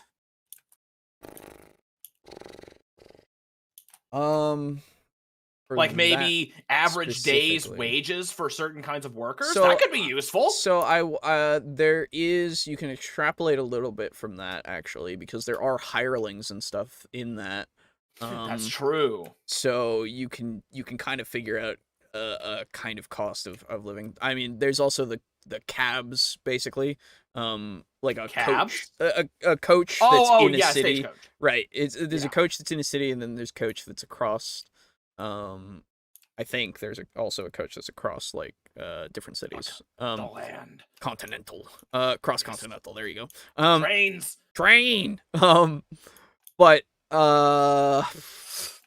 other than that, I mean, I guess maybe a base cost for like some innocuous things, just to have more things in there to do in a town. Like tennis matches, like entertainment. Yeah, exactly. Like a gladiatorial arena. If they had a fucking megaphone. I found a megaphone. Nice. It's immunity to silence. I get it. That makes sense. Anyway. But yeah, quite literally, like maybe a gladiatorial arena's like thing to like a ticket cost, right? Like for certain things, entertainment in general. I guess. I know that it's kind of it comes up a lot in D&D games. Okay, brothels. Right? No, that's fair. So. And like I'm asking for a friend. So like I the other thing though that I think is that stuff doesn't seem too hard to price because it's again more innocuous. Like I would say a gladiatorial match, like getting a seat would be a silver piece. Getting a good seat would be a gold piece. Right? Because you gotta remember that the gold and silver and everything is for regular people. These costs are for regular people, not for adventurers. And I know it's hard to make them spend this shit when it's not for adventurers, but that's the way it is. Yeah. Like you could buy the whole stadium out as an adventurer, right? Like you That'd be fucking sweet. Right? Like you could do that if you wanted to. But it's just like I don't think it matters necessarily to be in there. I don't know. The only other things that I would say are like goods, like things that people actually will buy, and in that case they're in there. Right? There's a lot of them in there. There's not everything, I'll give you that, but there's a good majority for general goods and like arcane stuff a little bit, like the foci and the pouches and staves and stuff. Excuse me. Like that's a thing. But what else do I really need? What else can't I just make up? They need a parking tax or perhaps an illegal parking fine. Excuse me. If you park your horse in the wrong place. Yeah, exactly right. They even have costs of animals that you could buy to ride. Like the only things that aren't really there are things for like regular folk that are gonna start a farm, I guess, right? Like they don't have costs of pigs. They don't have costs of like individual meals. They have costs of general stuff. of like, Yeah. but that doesn't, it falls under, you just figure out what the quality is and then you pay that. Yeah. And again, I understand there's a problem with it as well because it's not built for adventurers. It's not. But that's the way the world is. Anything about that, right? Yeah. Like the only problem is trying to spend the money. The problem here is there's no magic item costs really. Yes. No specific magic item cost. There's the table that has the two values that things are between. Mm-hmm. But that's it. That's not enough. Yes. We need more things that adventurers would buy, I guess, is what I would add in. Like actual big ticket items. Mm-hmm. Right? Point number 4, he's still going through it, is items in the economy are a problem, which I agree. But not for the same reason so far. And if you aren't able to keep it consistent, then it can cause some problems because that's true. Then you get into the problem of items, specifically magic items. 5e has all these awesome magic items that are conveniently laid out into these awesome tables, but there's not a single price given. Now there is this one small chart in the DMG that gives you a wide range of prices based on the item's rarity. Totally agree with Let's just talk about this chart for a second. So to start off, each of the items are separated into either common, uncommon, rare, very rare, or legendary. Common items range anywhere from 50 to 100 gold, which is pretty reasonable. That's something that we can actually wrap our head around. That's anything from a first level spell scroll to a potion of healing. Uncommon items range anywhere from 100 to 500 gold, which is still relatively reasonable. That's anything from a bag of holding to a javelin of lightning. Now this is where it starts to get a little bit looser. Rare items can range anywhere from 500 gold to 5,000 gold. Yeah, so there's a 4,500 gold difference between items that are, for some reason, ranked at the same level of rarity. So you're supposed to be able to just look at this and figure out where they fit in that 4,500 gold range. And it doesn't get any better at very rare, which range from 5,000 gold to 50,000 gold. So now we've got a 45,000 gold range. Again, all of those items listed at the exact same rarity. And then legendary items make sure to keep things very loose, with items ranging anywhere from 50,000 gold to infinity, I guess. Then we get into crafting new items, selling the items to vendors in the game. Does anyone actually have that much gold other than the adventurers? It's all a crapshoot, and I think that is one part of the game that is definitely lacking in a little bit of clarity. Number 3. No issue whatsoever when he starts talking about magic items. Yeah. No issue whatsoever. Because that's kind of like a well-known problem. Yeah, that's the biggest, I would say that is the biggest problem. His thing before about pricing for meals, not a problem. No, not at all. Yeah. Like, when there's a table for it, quite literally. Yeah. Anyway. Yeah, give me my castle when I hit 9th level. I need something to spend my money on. Exactly, right? Like, it's a big thing. Like, that would be fucking nice to have. What the fuck is that thing? The cost of magic items is the biggest problem in the game. Yes, agreed. Okay, now vague rules. Oh no. Okay. Oh no.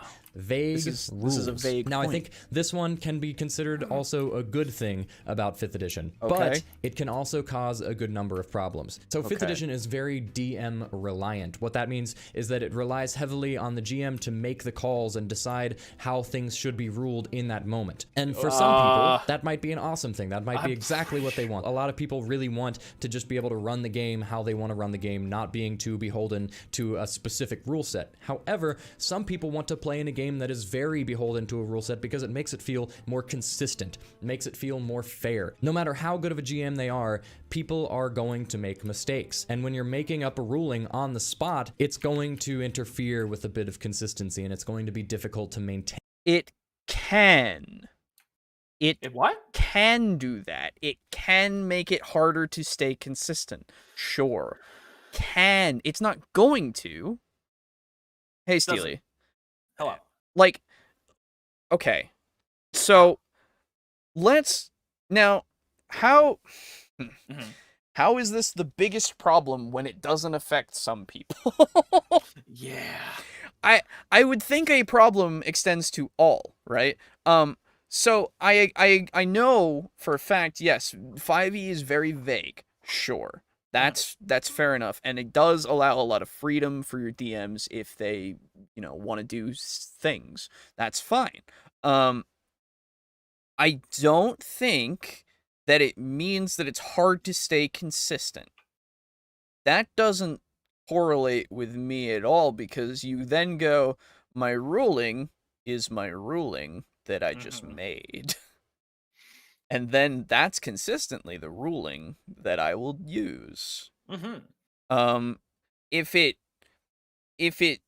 maybe, I don't know, conflicts with something else, conflicts, excuse me, I don't know how I said it like that. If it conflicts with another rule that you made, then you just change it a little bit and make it so that that's now the consistency. I understand that it's not going to remain consistent because of that.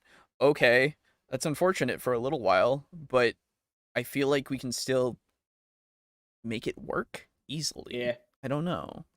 I agree with the idea of vague rules. 5e is very vague to me. It's one of the main things I despise about 5e. BRB, gotta walk the dog. Okay. So that's fine. If you don't like how vague it is, fair enough. Absolutely. Yeah. That's totally fair not to like it. I don't think it's the biggest problem. Yeah, it's not. There are significantly bigger problems with 5e than it just being vague. Considering that a lot of people can just, they don't even acknowledge this as a problem. And I'm not trying to appeal to majority over minority in this case. I'm not trying to, but there is something to say about the fact that most people just go, hey, this is the ruling, this is going to be it, and we're good. We just move on, right? I have to think about it maybe for a minute or two, but we're good after that. Yeah. Very strange. Yeah. 5e strength is that it's good for on-the-fly ruling. It sucks if you desire that rule's consistency. It's only a problem for people who don't like that style of play. So, again, I don't think it's like, the consistency there is created by you. I don't see how, what are we talking about here with the rules consistency? I guess I'm just not understanding it. What do you mean when you mean rules consistency? Do you mean that everything in the book needs to be spelled out so that we now know exactly how the system is going to do every single situation? Because I don't agree if that's the case, and I'm not saying that that's what you're saying.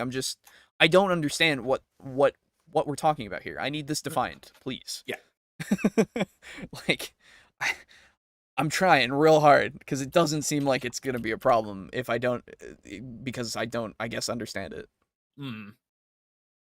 That throughout the game. One of the simplest examples is one of the most core aspects of 5th edition, advantage and disadvantage. When are they justified? The DMG basically just says whenever you want, and it gives you a couple examples of hypothetical situations that it might be justified in, but there's also the idea of lowering the DC, which is also something that you just kind of determine in your head as you go. And then there are a couple rules that are written in the book, but frankly just don't give specifics. Blind sight is one of those. It essentially just says that a creature with blind sight can sense other creatures without the use of their sight. So are they using sonar, or do they just have a... Okay, well, okay, come on. Really? With that? Okay, so before that... Come on now. Okay, so before this, first off, yeah. God, that is, now taken over my mind. I know, I need to address this first. Yeah, that's real dumb. What the fuck do you mean? Are you fucking kidding me? I'm sorry, but, what? Look at the monster. Maybe, I don't know. Think about it for a second. Make it up. Does it matter how the blind sight works? Does it really matter? Yes. If it does, okay, let's, figure it out. Let's get to work on it. Right, let's figure it out. You Maybe absolutely don't need to. Right, that is not a problem. Yeah, it's really not. Blind sight is quite literally, hey, I'm blind. I can sense you. Right, I sense you there within a certain range. I see you, basically. That's what it means. That's all it means. Okay, cool. You're immune to certain things that make you blind and stuff, right? That's how it works. Or not immune. It's a lot of the things that, okay, then let me ask you this. What would you prefer? kind of obviously explainable blind sight, or running an enemy that's literally completely blind and can do nothing. Right. Like, I I don't. want to send you guys to the Underdark. Okay, all the enemies there are blind. You just walk through and stab everything as you go. Like, I don't even know if that's like It's so weird. Yeah, this is a non-issue on so many levels. Okay, and so before that, he's talking about advantage and disadvantage and how you determine DCs and stuff. So for that, I go, okay, so it gives you some examples, which then you can extrapolate from. You get the general sense of how advantage and disadvantage works, which then leads you to go, hey, I'm going to give you advantage for this, or hey, I'm going to give you disadvantage for this. And it might, I guess, yeah, in that case, it can be inconsistent. Okay, sure. That's fine, though, sometimes? Yeah, sometimes sometimes that shit happens. Like, sometimes you'll get the people that go, oh, shit, why did he get advantage here? And you go, well, and then you have to think about it, right? And then sometimes when they call you out for it, you go, maybe you don't get advantage, or maybe you don't get disadvantage, right? Yeah. I think it gives you some leeway for you to then interact with your players to get to know the situation a bit better, more from their perspective, and maybe even have that challenge so that you understand how to make it more realistic or something, right? Yeah. I think that's good, but then again, that is personal. With adjusting DCs, that's as simple as what did they take preventatively or reactively in order to make make this better, right? I that doesn't seem to be too hard. And again, I don't like in 3.5. Yes, it was like, hey, if you get like a 20 on your diplomacy against this NPC, it'll make them like you a little bit more, and so that little meter goes a little bit more towards the I like you side, and then it makes things a little easier for you, right? You got that in there, but I don't think that's necessary. I really don't. Like having a literal meter. 3.5 is it has a lot of things in it, and I appreciate them, but some things, yes, can be taken out, and you don't need to worry about them. Just like how 5e, there's not a lot in there, but you can take some of the shit out of there. Like, just like any system. You just pick and choose. Just, anyway. Okay. For me, the language and grammar of how 5e rules are written is vague. That's fair, yeah.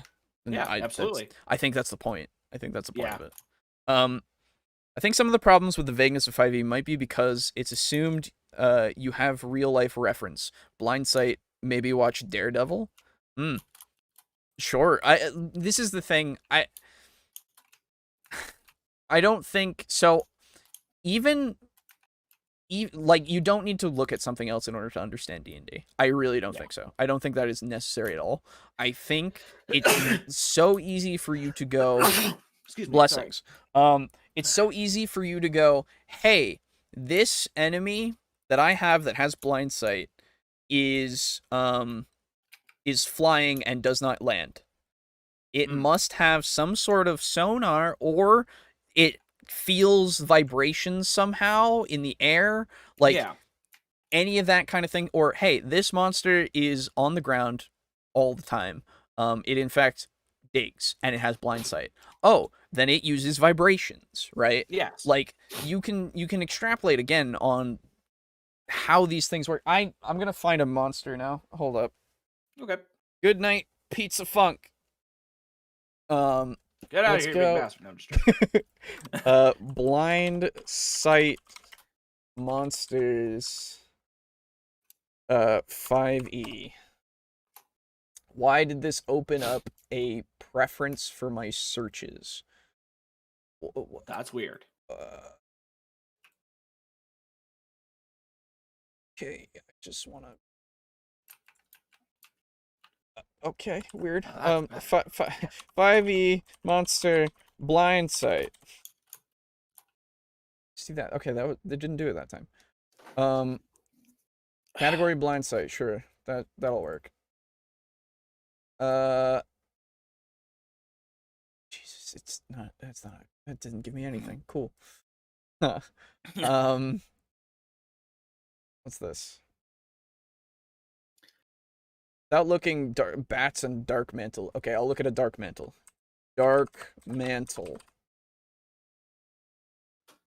5E. Yes. Dark mantle. Okay. It lives in the Underdark. Yeah, let's see if it has a description at all. Oh no, it even says echolocation. There you go. Can't use its blind sight when deafened because it uses echolocation. Okay, well this one literally tells you. Let's see if we can find one that doesn't. I guess to try to steel man him a little bit. Yeah. Oh, here we go. A list of creatures with blind sight with a link that actually gives me this. Yes, abyssal chickens. Okay. Okay. Good. Nice. Animated armor makes sense because it is an animated thing. Yeah, and it doesn't have any fucking eyes. Yeah. Let me click on it real quick. Does it say anything? It just says... I imagine golems too, because they can't see either. Some of them can. None of them can. Okay. Yeah, it says blind sight 60 feet blind beyond this radius. So, I'm sorry, with an animated armor, I would say since it's animated by magical power, so the magic gives it the ability to sense what's around it. Exactly. In a small radius. Right? You're able to... Like, this is not hard, dude. You quite literally, yeah, okay, let's see if we can, let's get another one. Fucking Bargeist. I can't look at it because it's locked behind Volos. Thank you. Black Pudding. There we go. Yeah, also, they can't see. They can't see. How the fuck do they know things? Oh, they can feel the vibrations in the ground, or the vibrations of the air moving from flying things, or you know, because they're watery. Yeah, like, or I don't know. Just like we can come up with reasons here. We don't need. Yeah. Anyway, sorry. This is going on too long. It's so crazy to me. Okay. Even crunchy systems don't have rules for absolutely everything. The GM always has to make some calls. Otherwise, it's playing a computer game where you can only do things for which rules exist. Yeah, exactly. It's completely different in that case, right? This is a pedantic example, I agree. A better example are things like the kerfuffle around the Shield Master feat, where Crawford said you can only use the bonus shove after making your attacks. Oh, okay. Let's look at that. Look at what it says in the book. Okay. Because that's a good example, if so. Bop, bop, bop. And again, I agree there's some vagueness that could be an issue, but overall, I don't know. Is that a kitten that rides around on a fucking stick of dynamite? That's weird. Hope so. It is. Let's see. So it's Shield Master. You use shields not just for protection, but also for offense. This is on page 170 of your player's handbook, by the way. You gain the following benefits when you're wielding a shield. If you take the attack action on your turn, you can use a bonus action to try to shove a creature within 5 feet of you with your shield. I assume this is before they reprinted it, because it literally says that verbatim. So, is there a problem there? I would assume so. If you aren't incapacitated, you can add your shield's AC bonus to any dexterity saving throw. Subjective. Yeah, it's literally there in my player's handbook. So I don't know if that was just because beforehand it wasn't printed that way, but my printing says so. So okay. Anyway, it's like how a lot of class abilities are phrased. Name of ability. When taking a standard action, you may, if you want to, do insert ability mechanics. You can do this once per short, long rest. So, what's the issue there? Yeah, what's the issue with that exactly? How does that relate? You give. So I understand what you're saying is the vagueness is something that bugs you. So in that case, it's vague because it's allowing you to, anytime you take that action, once per short or long rest, you can use the ability. That's all that means. That's not hard to understand. Is that vague? I don't think so. I don't think it's vague at all. Yeah. So, bup, bup, bup, bup, bup. It's the phrasing of "you may if you want to" that annoys me. It's pervasive through the game's rules. So, Oh. I mean, I guess, but like, it's not an you issue. just, I don't really see that as an issue. It's just the way they word it is just a way. It's just, to me, it's just a diplomatic way of telling you that when you choose to use this action, you do that. Yeah, I don't think that's an issue. Yeah. Because I mean, let's be honest. If you choose to use an ability, you're not going to maybe do that. You're going to do it. Right. So yeah. who cares how it's written? I mean, at least in that context. Let me read you. Let me read you a thing from a race that might. Yeah. Plus, I think it's another way of them saying that you don't have to do something. Yeah, because you don't have to use an ability that says you do this, mm-hmm. then there's no wiggle room at all. Because quite literally, if I look at Dragonborns and then I look at their breath weapon, it says, or breath weapon, you can use your action to exhale destructive energy. Yes. Your draconic ancestry determines the size, shape, and damage type of the exhalation. So this literally says, anytime you want to use this as an action, you can. You can do that. But, and then it goes into how many times you can use it, short or long rest later, at the very end. This isn't vague. This is just giving you an option, right? I would need something. Give me the worst one that you can find, I guess, because then that would be my reference, I guess. Because the way that I read them, they just say it doesn't make sense to us. I guess it doesn't make sense that would be vague because it literally is just saying you can do something, like you have the ability to. Nice. The confusing I didn't mean that sarcastically, by the way. No, exactly. I'm genuinely interested. The confusing part about Shield Master is that a lot of people assumed you could shove before you make your weapon attacks. Crawford said you shouldn't be able to do it until after all of your attacks. Oh, okay. Let me look at the wording again, because I must have missed that.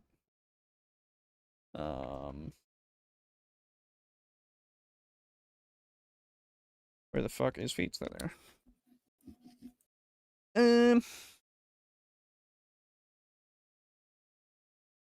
So it doesn't strike me that that's vague because it says if you take the attack action on your turn, you can use a bonus action to try to shove a creature within 5 feet of you with your shield. Reading that, it says to me, if you take an attack action, which means you use your action to use the attack action, which goes through all of your attacks already, right? Your extra attacks are added to your attack action, right? If you use that on your turn, you can use a bonus action to try to shove a creature within 5 feet of you with your shield. So then, after your action is done, you use the bonus action to do the shove if you want to. That seems clear to me. I don't know. That because it isn't you aren't making an attack, you are taking the attack action, right? Yes. So a lot of people took the feat to knock down foes and get advantage while they're prone, so people got mad at the ruling. Well, that's because they didn't read. That's not the ruling's fault. Yeah. And the thing is, it doesn't say anything either way. It could be interpreted either way. If anything, its openness implies there's no hard ruling on when you can use the shove. I don't agree. I don't agree because of the way that it, like, if you look at actions, if you look at attack action, that is what it is. I care about grammar being properly used, but I have Asperger's, so clear usage of words are used and presented matter. So that's grammatically correct, though, what I read. You can use it. Yeah. To me, saying you may implies you may not, and to me, it's now up to the DM to allow me if I can or can't do it. No, it's not talking to the DM. It's talking to the player. Yeah, it's talking to the player. Yeah, it's giving you the freedom to choose. Yeah, you have the choice. So, because, like, I would need to see an example, because may, I don't know if that's even maybe are there actually, now that I think about it, I think there are a couple of times where May has come into play, but I don't remember them being egregious. That's the thing. Yeah, she Hi, was in Bramble. Ruby and We read your Sapphire. thing. It was cool. We liked it. Yeah. Welcome.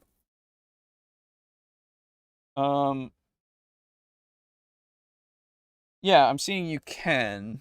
Again, same thing. It's, I don't know, May and Ken are both very similar words in this context, so I don't see them being an issue. Have you all enjoyed the questionnaire? Yeah, dude, it's really cool. Yes, it's very nice. You'll have to go see what we said about it exactly. Yeah. But with attacks, you can do other bonus actions between attacks. No, you can't. That's not part of the rules at all, actually. Yeah, no. So if I'm a paladin, okay, so Channel Divinity isn't a bonus action. Channel Divinity is its own thing, because you say, but with attacks you can do other bonus actions between attacks. If I'm a paladin and I attack, I can use my bonus action to use Channel Divinity between my two attacks. Channel Divinity is not a bonus action. I do not believe. I might be wrong, and I will check myself. He'll check himself. I will check myself. And now we're. This is now what we're I wanted. discussing and discording. This is what I something. wanted. So. Where did I put those fucking things? I could have sworn I had those. Maybe I didn't.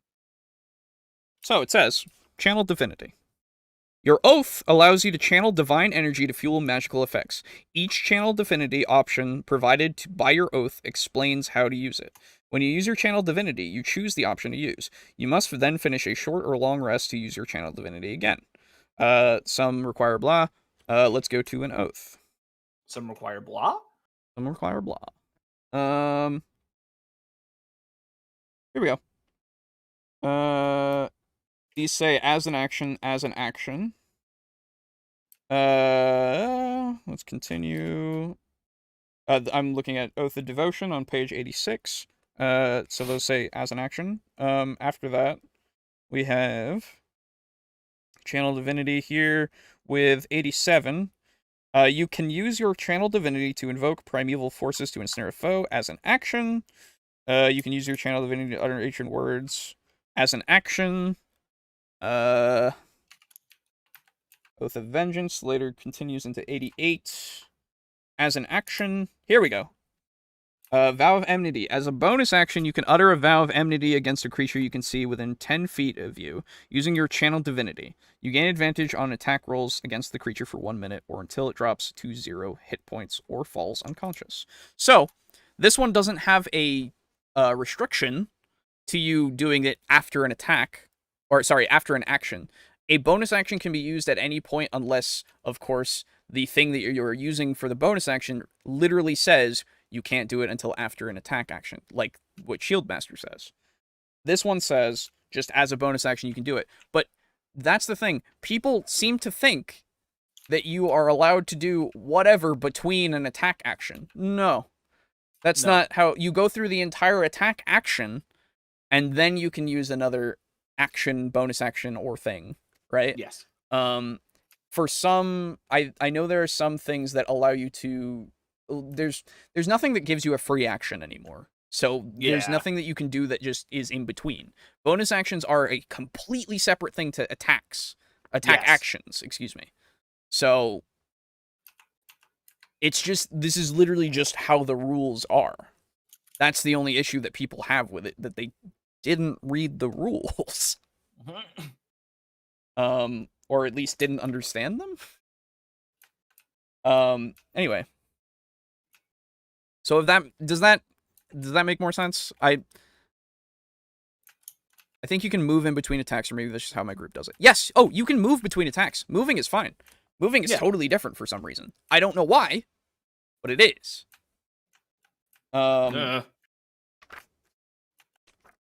See vagueness. What? with one thing. Okay. I'll look for the moving thing. We're going through it. Yeah. This is necessary now. Yes. Because if it doesn't say anything about movement in the sense of like you can't do this between, then I've been doing it wrong forever. In which case I will you know, I'll happily admit that I was wrong about that. But for the bonus actions and stuff, that shit's crystal clear. Movement. 181 to 183.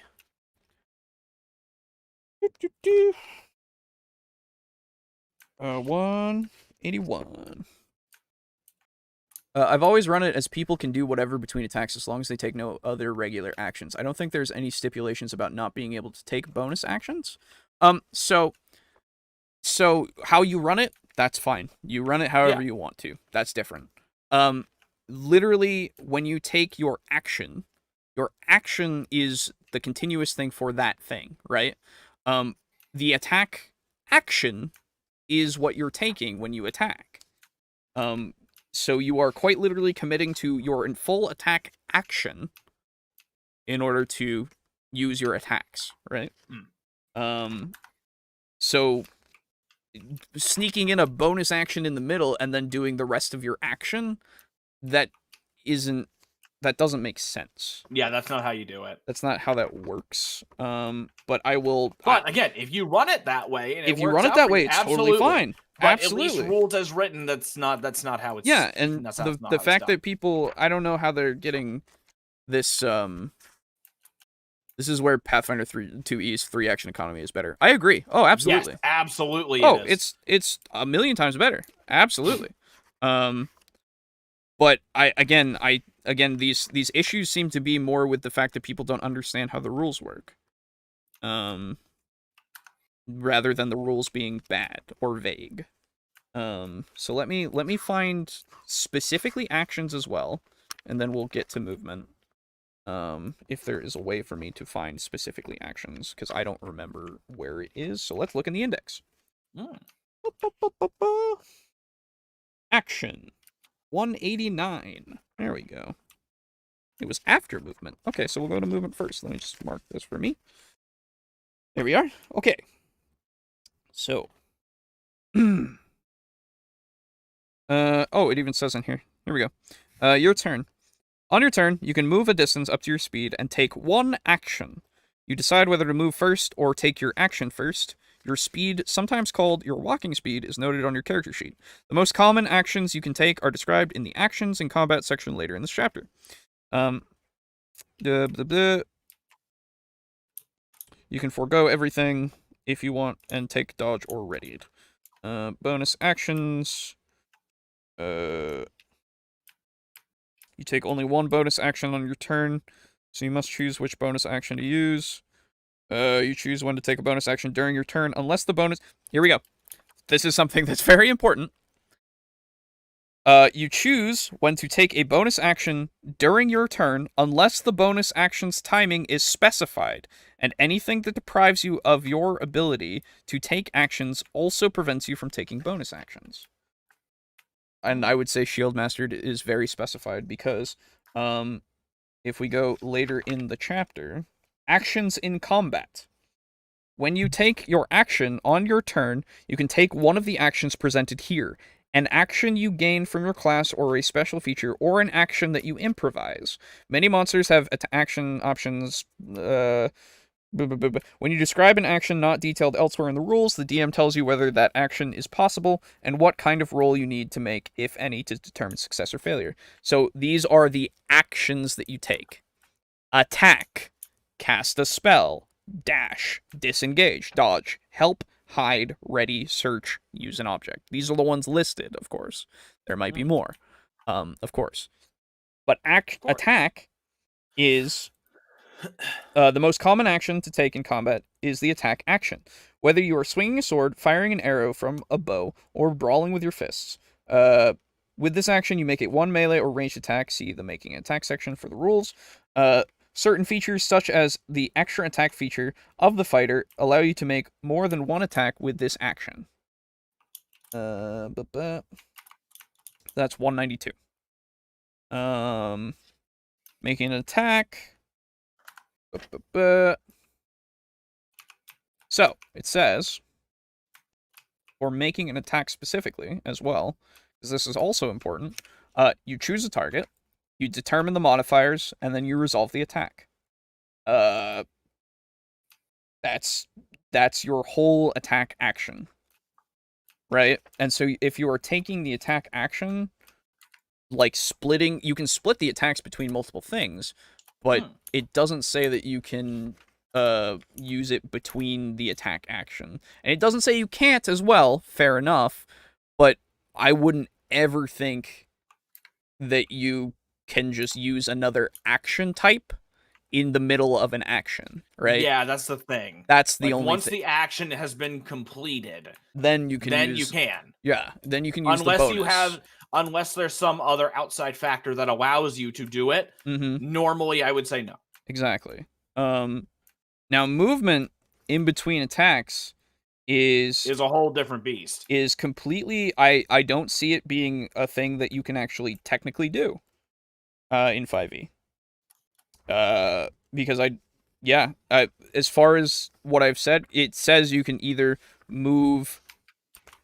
you can use a movement and an action or a bonus action, and that's... It doesn't say you can do it between. So yeah, technically, we've been playing it not rules as written for a long while. At least I have. So you filthy cheater. I'm a filthy animal. But honestly, with that one, it makes more sense technically, because why the fuck wouldn't I be able to cut a guy and then move over to cut another guy, right? Breaking up your movement. See, there you go. Thank you. Breaking up your movement. Okay, where is that? Movement. It's not under. Remember when we were talking about a video? Nope. Me neither. No, it's good. It's good that this is. Yeah, no, it's fine. Right? Like, hold up. Moving around other creatures. Oh, wait. Movement and position. Breaking up your move. Here we go. You can break up your movement on your turn using some of your speed before and after your action. There you go. For example, if you have a speed of 30, you can move 10 feet, take your action, and then move 20 feet. Okay, so we have been doing it fine. There you go. Moving between attacks. Here we go. If you take an action that includes more than one weapon attack, you can break up your movement even further by moving between those attacks. For example, a fighter can make 2 attacks with the extra attack feature, and who has a speed of 25 feet could move 10 feet, make an attack, move 15 feet, and then attack again. There you go.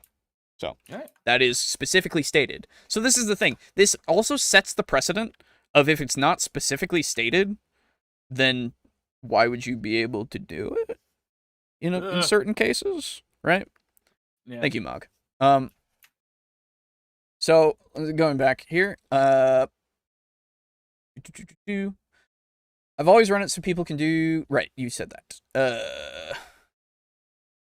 Rabbit hole. I'll happily eat crow if I'm wrong, but I've never ruled it that you have to make all attacks before taking a bonus action. That's fair. That's fine. Yeah, if you don't do that, that's fine. Maybe because the rules are vague. No, see, the rules aren't vague. They're quite concise. I'll say that they aren't all where... I mean, no, they're all pretty much where they need to be. This is all in combat, so... Yeah, anyway. Don't worry. This isn't Pathfinder. Yeah.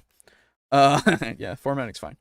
This is the problem, though. It's just not clear. You think it's pretty hard, but I think it's pretty vague. There's nothing to point to that... nothing to point to that specifies it. Right, but that's why I'm saying the precedent is already set. Because they've said beforehand of, like, how bonus actions work. Quite literally, you choose when to take a bonus action during your turn unless the bonus action's timing is specified, and anything that deprives you of your ability to take actions also prevents you from taking bonus actions. Which, I guess, if you're gonna take that as an interpretation of you can use your bonus action whenever, I would say that's not a good way to take it. I don't think that's a good faith way to take it. Not good faith, sorry. Just, like, I don't know, that extrapolation seems far out of the realm of possibility here. Because, again, on your turn, you take the move, you take one action, and since attack is the full action, then you're taking the full attack action. And it doesn't say that you can do, like, quite literally they specify you can move between your attack action. They specify that. And if you could do it with bonus actions, then they can they would specify that, right? If they're going to specify movement, why wouldn't they specify bonus actions? Right? Anyway. There's nothing wrong with playing the way you want, but it makes it inconsistent when discussing it between tables, players, and GMs. Again, Absolutely. the only inconsistency, of course, that for hard rules is just how people interpret them for some reason. Because again, I think that it's not being read the way that it's written. Because I'm not trying to extrapolate this in any other way than what it says here. As far as, I mean, it just makes sense to me. I think the combat chapter is probably the most clear to understand chapter because combat is the most important part of the rules. Bro, you still gotta give me a ruling that has like the worst vagueness for you. You gotta give me one because I can't just like you can keep saying this all you want, but I need you to provide the burden of proof. That's all I need. Because then I can figure out if I agree with you or not. I think the intention is what you're saying, but the wording is bad. I highly disagree, but that's fine. The DMG is a hot mess. The DMG for 5e, we say read your player's handbook. We don't say read the DMG. Yeah, you don't really need to. You don't need to. There's there's not much in there that's actually necessary if you like at all. I'm not saying it's a hot mess. I'm just saying you don't need it. You don't really need it. Yeah. I've never played 5e, so I will say that looking at it from the outside, the rules read so far in the stream do not seem in any way ambiguous. Right. Yeah. I can't provide you any proof due to how each of us interprets language differently. No. So, this is the thing. If you give me your vague, this doesn't, okay. Yeah, tell us a rule that you find vague. Tell us the most vague thing in the book that you find, and then I will deconstruct it so that and see if I would also find it vague or not. It doesn't mean that we can't do it because I interpret the language differently. No, I should be able to also interpret it the same way that you are. That's the way that it works. Except this game has inspiration and no way of telling you how to give it out. No. Okay. No, we already did. All right. Well, it tells you how to give. Yeah, it does. It gives you those examples. It doesn't. The it's stupid not examples. It's not good. I'll give you that. But it does tell you how to do it. Yeah. And I'll read it.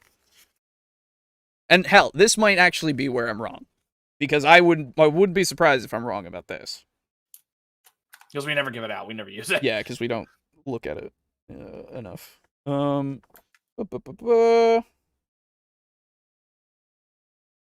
G H and then I.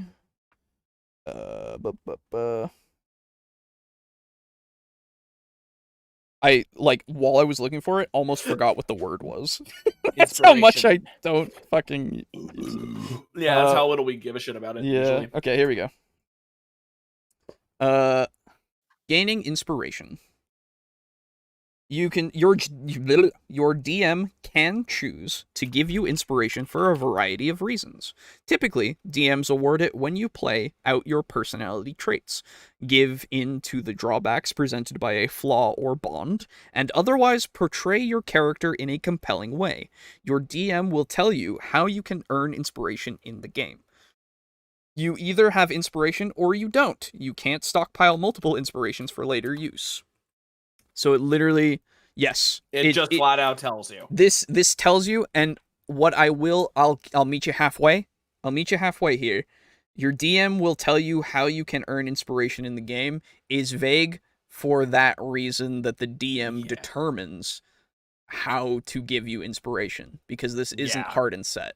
So I will meet you halfway. This one is vague, but I think it's vague for that purpose. Yeah. Pathfinder 2e specifically says at the start of a session you start with 1 hero point. That's specific. That's true. Yeah. This also says. This also says how you can get this, though. Yeah. This also is specific on how it is given to you by the DM. Yes. And it Like- even tells you the ways that you should go about doing it by role-playing. You Yes. role-playing your character in a compelling way. So Yes. staying true to your character. Yes. So I would exactly. say that this isn't vague at all. I will, the only vague part is your DM will tell you. I mean, it does say typically, right? Yes. That is vague in itself. Because again, this isn't always the case in that sense, right? Yeah. It's because inspiration is typically is usually given out for a large amount of different reasons. They can't quantify all of them. Yep. Otherwise, it'd be half the book. Yeah. In 4E, at every level up, you get 6 plus half your level number of action points. It's specific. Sure. Okay. That's in 5E or 4E. Okay. Yeah. It doesn't have anything to do with 5e. Well, I think he's just making the point of that's also specific, whereas 5e is not. And again, okay, but I mean, I don't think that okay, that's so true. then is getting the same amount of actions no matter what level, is that not also specific? You always have the ability to do a move action and attack action. Yes, and shit that is what I think he's referring specifically to inspiration. Because this isn't a resource that you gain every session, right? Like this is inconsistent in the way that you gain it. So fair enough in that case as well. I'll meet you there. Yes, it is inconsistent how you get inspiration, or when you get inspiration. Sorry, not how. It is inconsistent when you will get it. Although the consistency is then made by the DM. But yes, for the ruling itself, it is inconsistent when you will get it, but not how. But I mean, it's kind of inconsistent by necessity. Yeah, there's no way they can account, because if you gave everyone inspiration every game, that'd be weird. Yeah, there'd be a hot mess. It'd be a whole different game. Yeah. And 5e DMG doesn't give specifics. Well, yeah, I haven't looked at the 5e DMG's thing on inspiration, so for now I can't comment on that because it's over there somewhere, I think. Where is my I can't DMG? comment over because it's over there. I don't actually know where my DMG is, so yeah, right. I can't really look at it right now. I think I have it on my shelf, but never looked yeah, at it. it's not too important, the DMG. So again, we always say, or we don't always, but we say read your player's handbook, not the DMG. Yeah. Anyway, let's continue with the video, huh? Yeah, were we Really watching good a video? Or are they just kind of sensing the vibes Oh, of hey! the room a little bit? We really don't know. Tanjiro. And that would make a difference, especially if they're seeing with sound instead and then their character gets deafened. Another rule is surprise. Surprise is technically stated as a condition. A surprised creature cannot take actions or move during their turn, and then at the end of their turn, they're no longer surprised. Seems pretty straightforward. You do an initiative order and everything like that. However, let's say that your party is approaching a group of monsters, but your rogue sneaks off to the side. The rogue is undetected by those monsters, but the party is engaging them in the front. So now, all those monsters are surprised by the rogue, but not by the party. Well, how do you rule that? The arcs are not, or the monsters are not surprised by the rogue. They are surprised. That's it. And so if they are already in combat, they are now alerted and they are no longer surprised. Now I'll give you this. Surprised as a condition, and the way that they talk about it is shit, and I hate it. Yes, no, that's very bad. But again, this is another example of just use your head a little bit. Yeah, this is extrapolation again, because yes. I would then rule, oh, so the rogue has advantage. Yeah, that's another way you can whatever it's doing, because they do not know that he's there. Yes, and they were not expecting him. Way to do it, because they are surprised by him, so he gets advantage on them. Yeah. I would, if I was DMing it and you said that, I would absolutely be like, oh, okay, yeah, that's a good way to do it. Yeah. That way I can still reward the rogue for remaining undetected. Yeah, absolutely. It's because quite literally, there's no way that it is surprised. That's just yes. That's just another way for it to work. But yeah, it's just not the normal way, I guess. Stealth can be kind of vague. Oh, I'm sure. I don't know about that. Yeah, fucking stuff, I don't know man. about that. I'll be honest. It's been a long while. Does it say how to determine surprise in the book? It is exactly as he said, which again, I don't like surprise, the way that surprise is done in this. It's weird. It's not the best. It's not great, but it's definitely like it's fine if you use it the way it is. Quite literally, it's like as regards to combat. Stop saying quite literally, dude. Sorry, have I been saying it a lot? You say it all the fucking time. Oh shit. Okay. Yeah, I don't listen to myself talk. That's true. Um. Don't worry, I don't give a shit. Yeah. Just fucking around. So the surprise condition, the condition is itself regarding combat. Yes. It's just like, hey, as he said, if they are surprised, then they don't get a turn. That's how it works. Yes. That's the entirety of it. Whereas I don't know. It's fine, but it's also like you then have to figure out which individual monsters are surprised. Yeah. And that's just weird. I like giving a surprise round instead of giving individual surprised monsters, right? Mm-hmm. If the party comes up on them and they fucking didn't know, hey, surprise round. You get to have all your turns and then we go into initiative order, right? Well, we do initiative, but they all get to go in their initiative order all first, and then we get to go to the top of the round, right? Like, that's how I like to do it for surprise, because I will agree, surprise sucks. Yes. Oh, there is a stone door. How are the monsters now under the surprised condition while also not being surprised as well? Number 2, combat. Combat. Ugh. Combat is so crucial to D&D, but it is so often also the worst part of any campaign. I love combat. Let me clarify. I love good combat. I hate bad combat. Bad combat is slow and repetitious. People move, then they attack, then they get attacked, then they move, then they attack, then they get attacked, and that just happens over and over and over again until one group or the other is dead. More times than not, it's the monsters. Okay. This is any system. Okay. Yeah, this is all systems, but let's wait until he actually describes why. Yeah. I want your rules for surprise rounds for my swashbuckler. See, this is why I haven't used them for Pathfinder, because I think Pathfinder probably has better ones.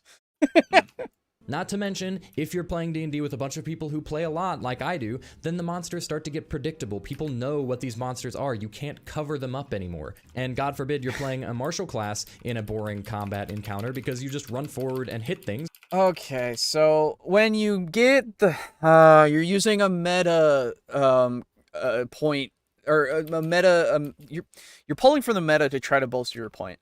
So yeah, that doesn't work, man. Regardless of... regardless of what your players know, your characters don't know the same things all the time. They might know a lot of it, they don't know all of it. So just because you've played with people, or we've played with this group a bunch, and you've used these same monsters, the characters shouldn't be acting the same way. Right? I can understand how it can get a little bit tiring, because I know that it was at least slightly tiring and also a big relief when we were in the Age of Magic Fur campaign, where once we actually asked, what were those green things? They were goblins. Yes, we don't have to call them green things anymore, because we all knew what they were. That's a whole different thing, though, of course. I know, exactly. But it does lend to... Oh, well, yeah, no, I guess you're absolutely right. Never mind. Yeah, I was going to say, that's quite literally just like, oh, I just said want it again. That's true. Fuck. Anyway. I'm going to keep an eye on you. Okay. I don't give a shit. Dude, that is exactly how combat goes, lol. Yeah, right? Move, attack, take damage, monsters die, and win. Well, 95% of the time, monsters die. Yeah. Yeah. It's where tactical games like Pathfinder 2 and D&D 4e shine. I should say tactical focused games. So again, like we said before, you can make 5e tactical. It's easy to do. It's just one of those things that most people don't do because they just run up and they hit the monster, right? Yeah.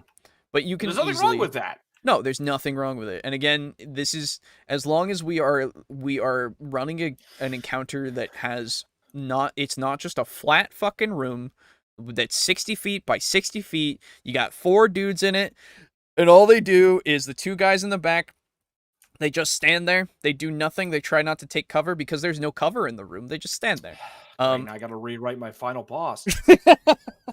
They're shooting at the players, and even if the players get right next to them, they just They just stand there and they just don't do anything. And the two You guys haven't in the pulled front. them yet, though. That's Haven't true. you played WoW? That's true. The Randy two gave guys an in the MMO. front run in, and they go in, and no, if they're doing that, then there's no tactics. Then that's a involved, problem, right? Like that's the way the encounter is made. You can make it tactical where they are trying to duck behind cover. They're trying to, I don't know, shoot parts of the environment in order to create landslides or things to fall down so that the players get either hit by them or get impeded by them, right? You can do that, but don't. Oh, right. That's fair. Anyway. I love that my PCs aren't too tactical in Pathfinder 2e. My monsters love all the attacks they get, even when I use the critical hit and fumble decks. There you go. Nice. Yeah, it's one of those things. Yeah. Anyway. And that's it. That's all you do every single turn.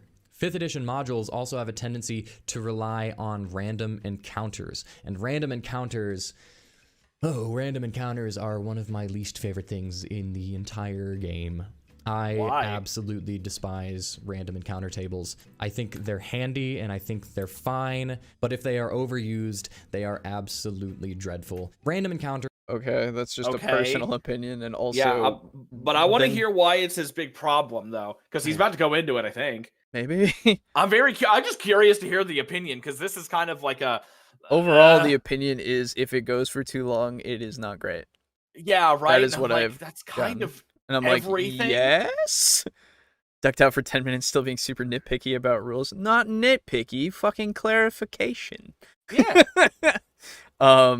Although the RPG, I think, does this the best. Welcome to our podcast. Right. Where we nitpick Welcome to the podcast where we quite literally will go in depth about something so that we all understand the positions. Hey, hey.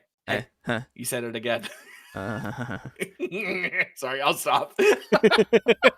Although the RPG I think that does this the best without being like 4E is the game Iron Heroes, which is Mike Merle's best design and the one he did before he got hired at Wizards of the Coast. Oh, cool. This guy sounds Never like heard. Cozy. I mean Cody and his complaints about Pathfinder 2e combat. A little bit, not much, but he's getting. It's literally just. A bunch of takes. This is quite literally just like what we said with Cozy's thing. He was saying that he didn't like the repetition where we were like, that's in everything, just maybe do something to change that.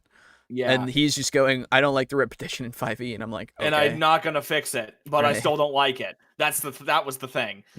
It's so dumb. To me, are the D&D equivalent of anime filler. They're just there. There's to fill nothing the wrong space with filler. If you have nothing else to put there. I mean, sometimes filler can be just nothing.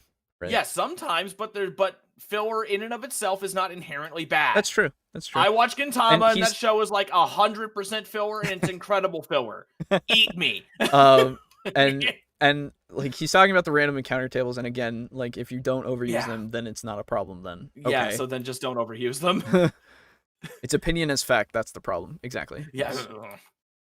And yet, in a lot of modules. And that encourages people to put them in a lot of their campaigns. And I really wish that was not the case, because it just adds... So it can, right? Yeah, yes. It can. And unfortunately for you, some people really like tables and like rolling on the tables. Yeah, because it's fun. And I'm sorry if you don't enjoy it, so then maybe talk to your DM, I don't know. And say, hey, stop doing that shit. Well, no, And then he'll be like, well, I want to do it. Yeah, and then you figure out, oh shit. Yeah. Oh shit, am I the problem? asshole? Am I the problem? Certainly not. Like, I don't like random encounters, but who cares what I think? If you like it, go for it. Exactly, right? Yeah. Who gives a shit what we think? Hell, we do a podcast about this shit. Who gives a fuck what we're saying? Who the fuck is watching us? Right? What are you doing here? Nobody. Everyone here loves tables. Hell, we flip them out. Flip them out of love. Nice. To the repetitious nature of combat. And finally, number 1. What is the biggest problem in Dungeons and Dragons? That, by the way, that was literally his whole thing. That was it. They're overused. That's a big fucking problem, no. guys. So it's long combats are slogs and also bad in that way. Don't use a lot of rolling on tables because they're also in modules, and if that's the case, then a lot of people will use them a lot, and that's not great. And that's bad. That's one of the biggest problems. Combat and random biggest. tables, big problem. Oh my god, what the fuck? All right, sure, good. All 4 of them so far have been inside the game, but the biggest problem then is this actually isn't... outside of the game. And I Well, think every let's player see. in GM will agree with me when they hear this. The biggest problem in D&D is getting people to freaking play. No. And Okay. getting them No. to keep playing. So, no, many I D&D understand what you're campaigns saying. I've started or played in have begun and been played regularly and then gotten to level 5. This is a big problem for a lot of people. I'll give it to him. Like, I guess so, but it's not a problem with D&D. no, it's not. It's That's quite the literally problem. not. Like, What that's I the was thing. what I was hoping he was going to say was gatekeeping. Oh, Because sure, that's a yeah. big problem. I don't in think that's D&D. much of a problem anymore, though. That's the thing. Well, right? I mean, we just reviewed a video like not a few Well, weeks ago. again, he's talking. That was just an example of what's not great, because it's still a thing, but it's not that big, right? I wouldn't say that. I wouldn't say that it's that big of a deal anymore, right? I sure hope so. It just seems like we've run into that a lot more often than It's chance only would have. Yeah, it's only just because a lot of people talk about it. That's it. Yeah. It seems to be. Again, I think it's conflated a bit nowadays. And again, we're watching videos that are a bit older sometimes, and Yeah, Um, it's true.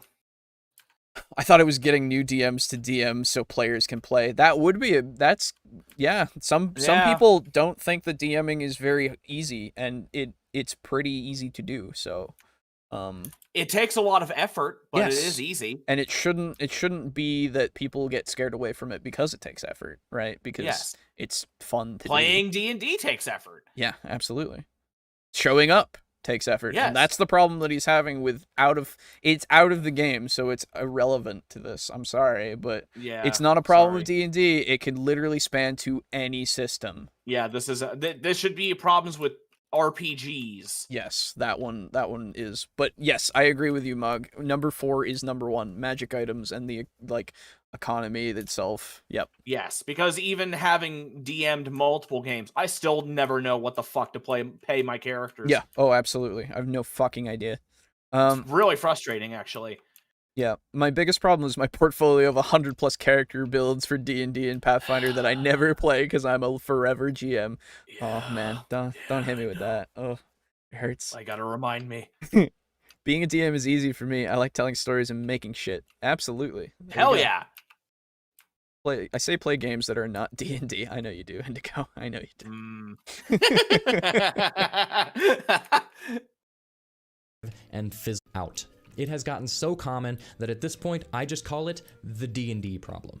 Most campaigns will get started, everyone will be super excited, everyone will be happy to play, they'll be talking about their characters, and then it gets to level 5, get that text, you know the one I'm talking about. Hey, I can't make it this week, any way we could move to next week? You used to get together every week, and then you start getting together every other week, and then you only get together once a month, and then you kind of stop getting together, and then you occasionally... I'll be honest, most of the groups that I've been in, except for ours that we do for the show, but most of the other groups that I've been in, they go on without me. Yeah. Like, it's unless like a majority of people are not gonna make it. That's the only time where it gets canceled, and that happens sometimes, but I don't know. And I don't know, it's a problem. I don't know it. Actually, you know what?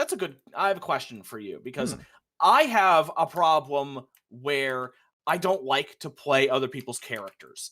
Sure. Because I don't think I could ever really play them the way that they would play them right. Because Sure. like I'm always so scared that I'm like, say Aiden, I don't know, say he gets in a car wreck and he's out for like 2 months. Right, yeah. It's You just know, hypothetically. Right. Just hypothetically, you know. Say that happens. Of course it would never happen. No, but never.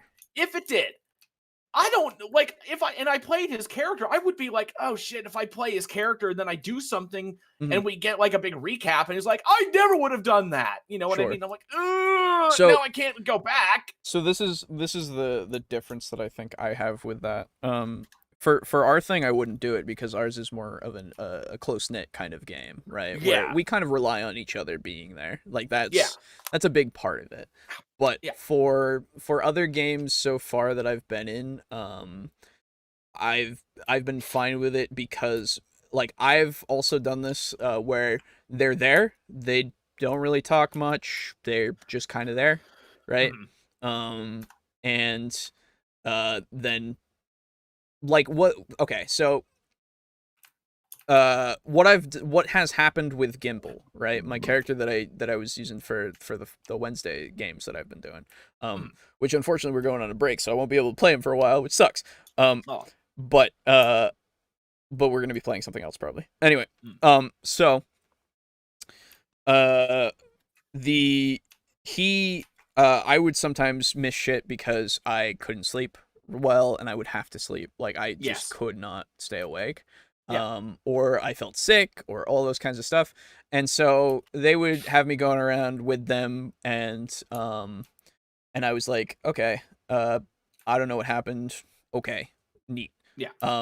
Then after a few times of it, I developed the actual character thing about it, right? Where he's blacking out, actually, because he's not using his magic, because it's wild magic and he doesn't want to use it. And the more that he doesn't use the magic, the more it's going to kill him after a while. It's like welling up inside of him. Exactly. And, like, he needs him. to release that shit, and it's making him black out. And he's going around and he's doing all these things, but he has no fucking idea what happened, right?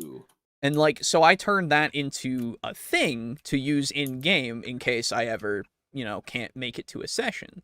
And then it tied into the whole him wanting to get rid of his magic, right? Because fucking it's kind of causing me damage of some sort, and I also don't want to use it because it could make me explode. So I found a way to do that. Now I'm not it's not going to be that easy for everybody, obviously, but the other things that I would do is just like, you were there, I'll fill you in. Like, some people have done it where they can text the person, right, and see if there's anything that they would want to do in that case.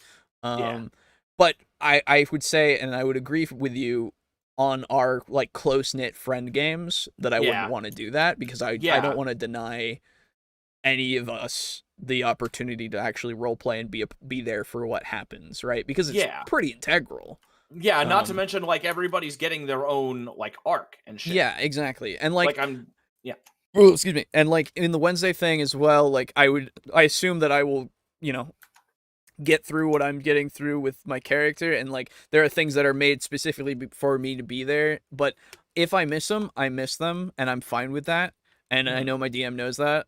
And so I'm okay with it, and as long as I'm okay with it, then, or as long as the player is okay with it, I think the DM should also be okay with it, right? Anyway, so he's talking about the logistical problem of getting players to commit. Yes, he is, which is outside of D&D. It's not a problem with D&D, it's a problem with people. Yes. Unfortunately. And again, it can apply to any game, so any system, so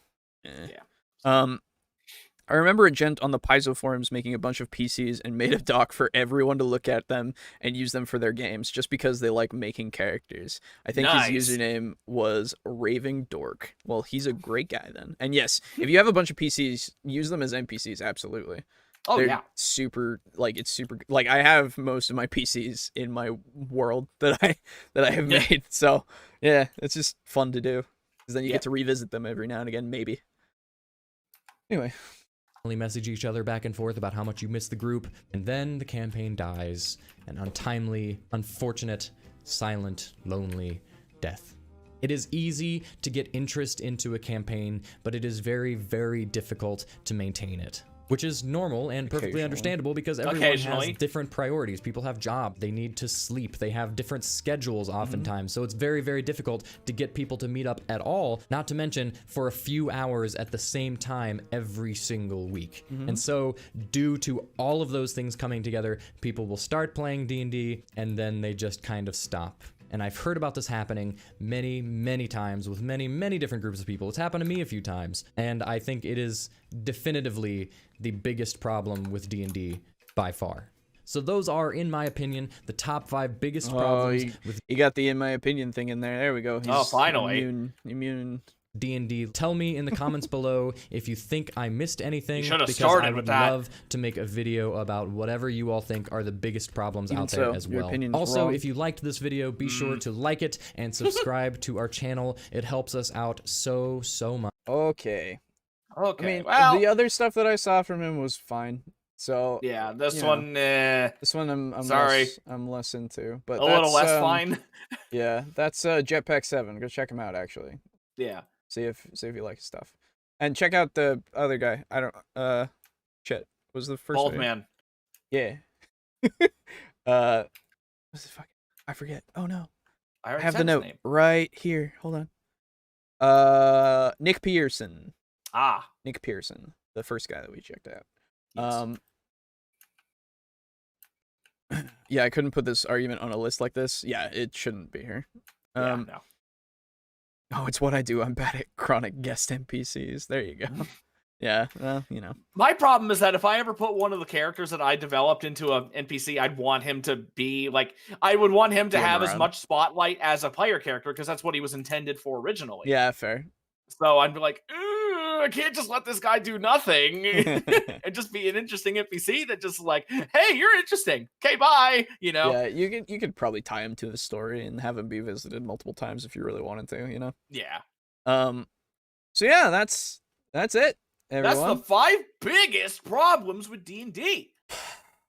Yeah, I mean, some of them I agree. Most of them I didn't. You know, you know what the biggest problem in D&D is? What? The fact that he thinks that these are the biggest problems in D&D. Hey. Ugh. No, only the one. Like Yeah, literally, just the one. The economy one, Yeah, absolutely. that one I super. And again, it should be on number 1. It's just. Yes. Anyway, so that'll do it for us for tonight, everyone. Thank you so That was much. kind of a quick one, I feel. No, we went for 3.5 hours. Felt quick, probably because I'm playing Terraria the whole time. Probably. So, thank you everybody for coming by, hanging out, and lending your voice. Very much appreciated, because it was very interesting to go through a bunch of yes. rulings and stuff. I hope it helped. So, did it feel like a short night to everybody else? Okay, well, yeah, there you go. Did it feel like that to them too? It felt like it's to Indigo at least. So there you go. So thank you to our patrons again: Draco Kusaji, Yes. Slazer, Steve Lee, Drake Cross, Mog Zero, Chris, our new one, Frozen Spaghetti, and Kill Chrono. Very much appreciate all of you, and thank you out there to everyone who has been watching again. Make sure to like, comment, subscribe, all of that. Catch the VOD when it goes up on Friday, and for those of you who are patrons, you'll be able to see it if you go on the Patreon page. You'll be able to see it early once I have it up there tomorrow. Sorry. Have we gotten any comments on the new session, or no? Or is that not out yet? That comes out tomorrow, actually, I was gonna say. Okay. Sorry to So interrupt. yeah, no, you're good. Have a great night. Take care. Avoid dark alleys. Thanks, Indigo. You too. Yeah. Tomorrow as well, 4 p.m. Eastern Standard Time. That is on Wednesday. For those of you who don't know what day it is, I don't know. Or it's, in the future. Fucking, I don't care. The next session of Devils and Dice is returning for public consumption. It's been on the Patreon since I had it set and started. So if you want to see it early before it comes out tomorrow, hey, it's there. But yes, tune into that, because that is starting up again. Thankfully, it's going to be fun. Yes. It was a lot of fun. It was. Yeah, it was a lot of fun for our returning session, thankfully. Yes. We haven't lost any touch. Yes. Which is good. Well. What do you mean? It was fun. Anyway, so that's that. Remember, you can find this podcast on Tuesdays at 9 p.m. Eastern Standard Time for the live recording of it. You all right over there? He killed me. Oh. I'm trying to kill him before he kills me, and he keeps hitting me with rocks. So, and then again on Fridays at 4 p.m. Eastern Standard Time. Again, available early for our patrons. And then again for audio only listeners on the podcasting service of choice at around 12 p.m. Eastern Standard Time on Mondays. Other than that, yeah, check the links in the description. It's got a bunch of links there. You only spend money if you are financially able to and willing to yourself. Please do not do that otherwise. It's crazy that like you really do. Rich and you just want to like share the green. Unless you're really rich and you want to give to the people again.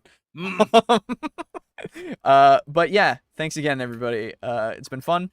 Don't think I've forgotten anything. Nope, this time I think I got everything. So, Yep. yeah, we'll see you next week. Yes. Bye. Goodbye.